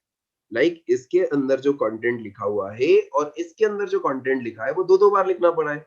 और ठीक ऐसे ही डिवीजन 2 और डिवीजन 4 के अंदर लिखी हुई प्रॉपर्टीज 100% सेम है। तो CSS हमें ये अलाउ करता है कि हम इस कोड को 2 बार ना लिखें, हम इस कोड को एक ही बार लिखेंगे और 2 बार इसको यूज कर लेंगे। कैसे यूज करेंगे ये हमारा सेकेंडरी टास्क रहेगा, लेकिन मैं आपको बता रहा हूँ क्या कि जो ये स्टाइल टैग के आगे लिखा हुआ है ना, ये स्टाइल टैग के आगे लिखा हुआ डेटा CSS होता है, क्योंकि इसका इम्पैक्ट एक ही लाइन तक है, इसीलिए इसे इनलाइन CSS कहा जाता है, जो हम अभी करंटली पढ़ रहे हैं। कौन सा? इनलाइन CSS, क्योंकि ये एक लाइन तक इम्पैक्ट क्रिएट कर रहा है। ओके, अगर हम बात करें इसी के आगे की, तो आपने ये H1 टैग यूज किया, आप ये CSS इसके ऊपर भी अप्लाई कर सकते हो। लेट्स से, अच्छा मैं आपको समझाने के लिए यहाँ पर H1 टैग जो है इसको भी मैं 2-3 बार लिख देता हूँ, ठीक है। मैं यहाँ पर लिख देता हूँ hello user 1, hello user 2 and hello user 3, ठीक है। ये प्रॉपर्टीज नॉर्मल प्रॉपर्टीज हैं। जो H1 टैग होता है इसे हेडिंग टैग कहा जाता है, जो बाय डिफॉल्ट बोल्ड लेटर्स में होता है और सेपरेट लाइन पर आता है। जैसे पहला वाला जो है वो इस लाइन पर आया, दूसरा इस पर, तीसरा इस पर। इफ यू कैन नोटिस, मैंने पूरे प्रोग्राम में अभी तक कहीं पर भी BR टैग यूज नहीं किया है, जो कि लाइन चेंज करने के लिए होता है, लेकिन स्टिल मेरा सारा डेटा अलग अलग लाइंस पर रखा हुआ है। किसकी वजह से? या तो H1 टैग की वजह से या डिवीजन टैग की वजह से। ये इनकी डिफॉल्ट प्रॉपर्टीज होती हैं। ओके, हम बात करते हैं H1 की। मान लो मैंने H1 के आगे लगाया स्टाइल, क्या लगाया? स्टाइल, और इसका मैंने बैकग्राउंड कलर चेंज करके कर दिया let's say dark green. Okay, अब क्योंकि बैकग्राउंड कलर मैंने डार्क कर दिया तो मुझे फॉन्ट कलर कैसा रख देना चाहिए? व्हाइट रख देना चाहिए, या थोड़ा सा लाइट कलर रखना चाहिए जो ग्रीन कलर के ऊपर क्लियरली विजिबल रहे। ओके, बस 2 प्रॉपर्टीज लगाई हैं, एक बैकग्राउंड कलर और एक हमने लगाया है फॉन्ट प्रॉपर्टी, ठीक है। सो एक बार रन करके देखते हैं, तो ध्यान से देखो H वाला जो सबसे पहले H1 लिखा था ना, उसके ऊपर ही एप्लीकेबल हो गया। अब मान लो किसी पर्टिकुलर एप्लीकेशन की रिक्वायरमेंट है कि इस पूरे पेज में जब भी हम H1 टैग के अंदर कुछ भी लिखेंगे, मतलब कुछ बड़ा सा लिखेंगे ना, तो हमें हर जगह पर ये प्रॉपर्टी तो चाहिए ही चाहिए। कौन सी? ये 2 प्रॉपर्टीज, बाकी कुछ हो या ना हो, ये 2 प्रॉपर्टीज सब में होना चाहिए। मतलब ये 2 प्रॉपर्टीज यहाँ पर भी होना चाहिए, यहाँ पर भी होना चाहिए। H1 लिखा है मतलब ये दोनों प्रॉपर्टीज होना ही चाहिए। ओके, तो ऐसा करने के लिए हमें कुछ एक्स्ट्रा करना पड़ेगा। क्या एक्स्ट्रा करना पड़ेगा? हम जाएंगे सबसे पहले यहाँ पर हेडिंग सेक्शन में। ओके, यहाँ पर ऐसा रूल नहीं है कि यहीं पर जाना है, बट एक अच्छी प्रैक्टिस बोलती है कि आपको यहाँ पर जाना चाहिए। यहाँ पर हम लिखेंगे स्टाइल। आप ध्यान से देखो, स्टाइल जो लिख रहा था ना, यहाँ पर एक एट्रीब्यूट था, लेकिन यहाँ पर वो एक टैग की तरह एक्ट कर रहा है। टैग मतलब जिसकी खुद की कुछ प्रॉपर्टीज होती है, ठीक है। हमें किसको मॉडिफाई करना है? H1 को मॉडिफाई करना है ना, तो यहाँ पर लिखो H1, ओके, और इसके आगे लगाओ करली ब्रैकेट्स, ठीक है। क्या लगाया हमने? करली ब्रैकेट्स। इन करली ब्रैकेट्स के अंदर आकर के वो 2 प्रॉपर्टीज लिख दो जो आप H1 को देना चाह रहे हैं, ठीक है। मैं यहाँ से सब कुछ हटा रहा हूँ। ओके, आप ध्यान से देखो, मैंने यहाँ पर H1 को कुछ भी नहीं बताया है, लेकिन ऊपर स्टाइल टैग के अंदर जाकर के मैंने H1 के अंदर पहले बैकग्राउंड कलर सेट कर दिया, फिर फॉन्ट कलर सेट कर दिया, ठीक है। कितनी प्रॉपर्टीज लिखी हमने? 2। किसके लिए? H1 के लिए। अगर आप किसी पर्टिकुलर पेज पर स्टाइल टैग के अंदर किसी पर्टिकुलर टैग का नाम लिख के उसके स्कोप में कुछ प्रॉपर्टीज डिफाइन कर देते हो, तो उस पेज पर H1 जितनी बार आएगा उतनी बार उसका बैकग्राउंड कलर ये हो जाएगा और उतनी ही बार उसका फॉन्ट कलर ये हो जाएगा। अगर आप नोटिस कर पा रहे हो तो मैंने यहाँ पर कोई खास चेंज नहीं किया है, मैंने यहाँ पर आकर के प्रॉपर्टी लिख दी है। अब अगर इसमें कोड को रीलोड करता हूँ तो आप देख सकते हो, जैसे ही मैंने इसको रीलोड किया, जहां जहां पर हमारा H1 लिखा था वहां वहां अपने आप ये प्रॉपर्टी उठ के चले गई है। इसके लिए मुझे एक्सटर्नल एफर्ट नहीं लगाना पड़ा, ठीक है। तो इस वाली लाइन का स्कोप, ये जो ऊपर लिखा है, क्या ये सिर्फ यहीं तक लिमिटेड है या तीनों पे एप्लीकेबल हो गया? तीनों पर। इवन अगर हम अपने इस प्रोग्राम में यहाँ पर सबसे लास्ट में एक और बार H1 लगाएं, ठीक है, मतलब सारे डिविजन्स के बाद एक और बार H1 लगाएं और यहाँ लिख दें this is end of page, अगर ऐसा लिख दें सामने जो लिखा हुआ है, तो जो ये वाला H1 है ना, ये भी उस प्रॉपर्टी को फॉलो करेगा। इसके लिए मुझे अलग से इसको कुछ नहीं बताना है, क्योंकि ये जो कोड लिखा H1 का जो प्रॉपर्टी स्टाइल हमने सेट किया, वो कहां पर सेट किया? टॉप पे। जैसे ही हमने इसको टॉप पे सेट किया, इस जगह पर सेट किया, यहाँ पर ये प्रॉपर्टीज इस पूरे पेज पे एप्लीकेबल हो गई। अगर मैं इसको यहाँ पर कहीं लिखता, ठीक है, या फिर यहाँ पर कहीं लिखता, तो इसको बोलते इन लाइन, जिसका स्कोप एक लाइन तक सीमित रहता। लेकिन क्योंकि मैंने इसको उठा करके ऊपर लिख दिया है, तो अब हम इसे इनलाइन ना कहते हुए इंटरनल बोलेंगे। इंटरनल मतलब इस पेज के पूरे स्कोप में हम इसको कहीं पर भी यूज कर सकते हैं। Got it? मैंने क्या बोला? यहाँ पर जो लिखा उसको क्या बोलेंगे? इंटरनल। सॉरी, इसको क्या बोलेंगे? इनलाइन। और इसको क्या बोलेंगे? इंटरनल। क्यों इंटरनल? क्योंकि ये पूरे पेज तक दिख रहा है, जबकि ये सिर्फ इसी तक दिख रहा था, ठीक है। अच्छा अगेन हम थोड़ा सा लौट के आते हैं, जैसे अगर हम बात करें डिवीजन 1 की, जो कि आपको सामने दिख रहा है। अच्छा एक और चीज, बीच में स्क्रीन शेयरिंग में थोड़ा सा इश्यू हुआ था, तो क्लास 2-3 मिनट लेट स्टार्ट हुई है, तो just give me 5 more minutes, ठीक है। कायदे से 11 ओ क्लॉक पे आपकी क्लास ओवर होना चाहिए, बट मैं आपके 2 या 3 मिनट एक्स्ट्रा लूंगा, क्योंकि मुझे छोटी सी चीज समझाना है। क्या कि अगर आप इस डिवीजन टैग को देखें तो इसके आगे स्टाइल करके कुछ लिखा हुआ है, ये वाला डेटा, ये डेटा यहाँ पर भी लिखा है, और इसी का एक कॉपी पेस्टेड वर्जन अगर आप नोटिस कर पा रहे हो तो डिवीजन 3 में भी लिखा है। ध्यान से देखो, यहाँ पर भी देखो, ऊपर वाले को आप पढ़ो, मैं नीचे वाले को पढ़ता हूँ कि बैकग्राउंड कलर में ये 4 बार 0FF लिखा है, फिर यहाँ पर फॉन्ट साइज 24 पिक्सल, बाकी सारी प्रॉपर्टीज तो सेम लिखी है। तो ये प्रॉपर्टी में 2 बार क्यों लिखूं? तो इसकी बजाय हम क्या करेंगे, आईडी क्रिएट करेंगे। क्वेश्चन होता है सर आईडी क्या होता है? आईडी एक ऐसा कंपोनेंट होता है जिसको हम एक बार लिख के बार बार यूज कर सकते हैं। इसको लिखने के लिए हमें हैश का यूज करना पड़ता है। लेट सपोज मैंने इसका नाम दिया ID1, ताकि आपको याद हो जाए कि ये आईडी है, ठीक है। आप इसका नाम कुछ भी रख सकते हो, XYZ PQR, आपका नाम, मेरा नाम, यहाँ पर कुछ भी लिख सकते हो, पर मैंने ID1 रखा है ताकि आपको इजीली समझ में आए। ओके, इस ID1 के अंदर हमने आ करके ये जितना डेटा लिखा था ना यहाँ का, ये पूरा का पूरा यहाँ से लेकर के हटाया इसको, ओके, और यहाँ पर आकर के पेस्ट कर दिया। आप ध्यान से देखना मैं क्या कर रहा हूँ, ओके। वही बैकग्राउंड कलर, वही font size, then font colour, then इसके बाद फॉन्ट वेट, मतलब जितनी प्रॉपर्टीज थी ना वो सब की सब हमने वहां से उठा ली। सॉरी फॉर दैट, मैंने गलत जगह एंटर बटन प्रेस कर दिया। यहाँ पर फॉन्ट फैमिली, इतनी प्रॉपर्टीज मैंने उठा के ID1 के अंदर रख दी। अब जहां जहां पर मुझे ये सारी प्रॉपर्टीज चाहिए, ओके, वहां वहां पर जाकर के मैं क्या करूंगा, इस पर्टिकुलर को यूज कर लूंगा। जैसे मैंने डिवीजन 1 के अंदर ही सारा कोड लिखा था ना, तो डिवीजन 1 को भी खाली कर दो और डिवीजन 3 को भी खाली कर दो। आप देख सकते हो मैंने डिवीजन 1 और डिवीजन 3 का कोड हटा दिया है। अगर मैं इसको अभी रन करूं करंटली, तो ये मुझे खाली खाली दिखाई देंगे, बिना बैकग्राउंड कलर और बिना फॉन्ट स्टाइल वाले, दिख रहे हैं, क्योंकि डिवीजन 1 डिवीजन 3 को मैंने कोई प्रॉपर्टी ही नहीं दी। अब इस डिवीजन 1 वाले के आगे मैंने स्पेस देकर के लिखा ID इज इक्वल टू, एक सेकंड इसको रिफ्रेश कर लेते हैं, ID is equal to ID1। जैसे ही मैंने यहाँ पर ID1 लिखा, सिस्टम क्या करेगा, यहाँ पर ID1 की प्रॉपर्टीज को उठा के लाएगा। कहाँ है ID1 की प्रॉपर्टी? ये सारी प्रॉपर्टीज उठा के लाएगा और यहाँ पर पेस्ट कर देगा। ये मुझे नहीं करना है, ओके। अच्छा ये कोड हमने कितनी बार लिखा? एक बार। इसको मैंने एक बार यहाँ पर लिखा, आपको दिख रहा होगा मैं हाईलाइट कर रहा हूँ, और एक बार मैंने इसको उठा करके डिवीजन 3 के अंदर भी लिख दिया, दिख रहा होगा, ओके, क्लियरली विजिबल होगा।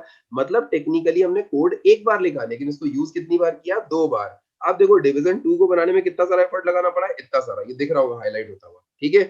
डिवीजन 3 को बनाने में कितना एफर्ट लगा है? सिर्फ इतना सा, ओके।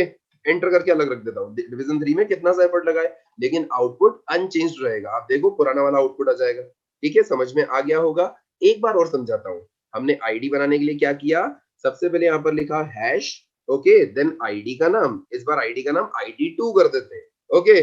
और सेम का सेम कोड जैसे हम पुराना वाला उठा के लेके आए थे ना, सेम का सेम कोड एक बार कॉपी पेस्ट करते हैं, ओके। बस बैकग्राउंड कलर चेंज कर देंगे, है ना। अभी जो आपका बैकग्राउंड कलर है वो ब्लू है, स्टार्टिंग में अगर DF लिख दिया जाए तो वो रेड हो जाता है, मैंने समझाया था आपको। देखो बाकी सारी प्रॉपर्टी सेम है। अब ध्यान से देखो, जो आपका डिवीजन 2 है ना, ये वाला, ओके, इस 2 वाले डिवीजन का हम बाकी सारा डेटा हटा देते हैं यहाँ से, और यहाँ पर हम लिख देते हैं ID इज इक्वल्स टू, मुझे रिफ्रेश करना पड़ेगा इसको, ID2, ठीक है। इसके भी आगे जाकर के इस पूरे जितना भी ये सेक्शन लिखा हुआ है ना, इस पूरे सेक्शन को हम यहाँ से हटा देते हैं और यहाँ पर भी आकर के लिख देते हैं ID is equals to ID2। आप अगर नोटिस कर पा रहे हो इस पूरे कोड को ध्यान से, तो पूरा कोड मैंने बार बार नहीं लिखा है। अगेन रिपीट करता हूँ, देखो हमने 2 ID बनाए, एक ID में कुछ प्रॉपर्टी सेट कर दी, दूसरे ID में कुछ प्रॉपर्टी सेट कर दी। अब इसकी जहां पर भी जरूरत है वहां पर हम ID1 को कॉल कर लेंगे। मतलब हमने यहाँ लिखा division ID is equal to ID1, तो ID1 की सारी प्रॉपर्टीज उठ के यहाँ आ गई। सेम प्रॉपर्टी मुझे यहाँ भी चाहिए थी तो यहाँ भी कॉल कर ली, और जहां जहां डिवीजन 2 वाले की प्रॉपर्टी चाहिए थी उसको मैंने ID2 से रिप्रेजेंट किया था, तो उनको मैंने यहाँ पर कॉल कर लिया। अभी मेरा कोड वेल मैनेज्ड दिख रहा है, मतलब मैंने बहुत ज्यादा कुछ उटपटांग सा कोड नहीं लिखा। लेकिन अगर अभी मैं इस करंट सिनेरियो में इस कोड को रन करता हूँ तो ये पूरा अनचेंज्ड आउटपुट दे रहा है। मतलब इसका अगर मैं आपको डिजाइन दिखाऊं तो अभी भी ये प्रॉपर दिख रहा है। अगर मैं इसके आगे से ये कीवर्ड्स हटा दूं, मतलब ये सारी चीजें मैं यहाँ से हटा दूं जो आपके सामने ये लिखी है, तो ये नॉर्मल डिवीजन है, ओके। इनकी प्रॉपर्टीज हमने ऊपर डिफाइन कर दी। अब अगर हम इस पर्टिकुलर को जो आपके सामने दिख रहा है, इस पर्टिकुलर को रन करें, इस वाले को, तो ये बिना डिजाइन का रन होगा, ओके। नीचे के 4 डिवीजन देखो बिना डिजाइन के रन हो गए। अब हमने जो ऊपर प्रॉपर्टी लिखी है डिवीजन 1 2 3 4 वाली, अगर हम उनको यहाँ कॉल कर ले, कॉल करना मतलब इंपोर्ट करना, हमने वहां से इनको इंपोर्ट कर लिया। अब अगर हम इनको रन करते हैं तो एज यू कैन सी हमें क्लियरली आउटपुट नजर आ रहा है। क्योंकि इस पर्टिकुलर आईडी का स्कोप पूरे पेज पर है तो इसे इंटरनल सीएसएस कहा जाएगा। ठीक है, इनका डिटेल्ड वर्जन में कवर अप करूंगा जस्ट नेक्स्ट क्लास में। यहाँ तक के सेक्शन में अगर आपको कोई भी दिक्कत या कोई भी डाउट्स हो तो 11:15 तक मैं अवेलेबल हूँ यहाँ पर, आप अपने डाउट्स कमेंट्स में पूछ सकते हैं, मैं आपको आंसर कर दूंगा। थैंक यू सो मच बेटा आज की क्लास अटेंड करने के लिए। अपन मिलते हैं कल सुबह 9:30 पर। Okay, see you then.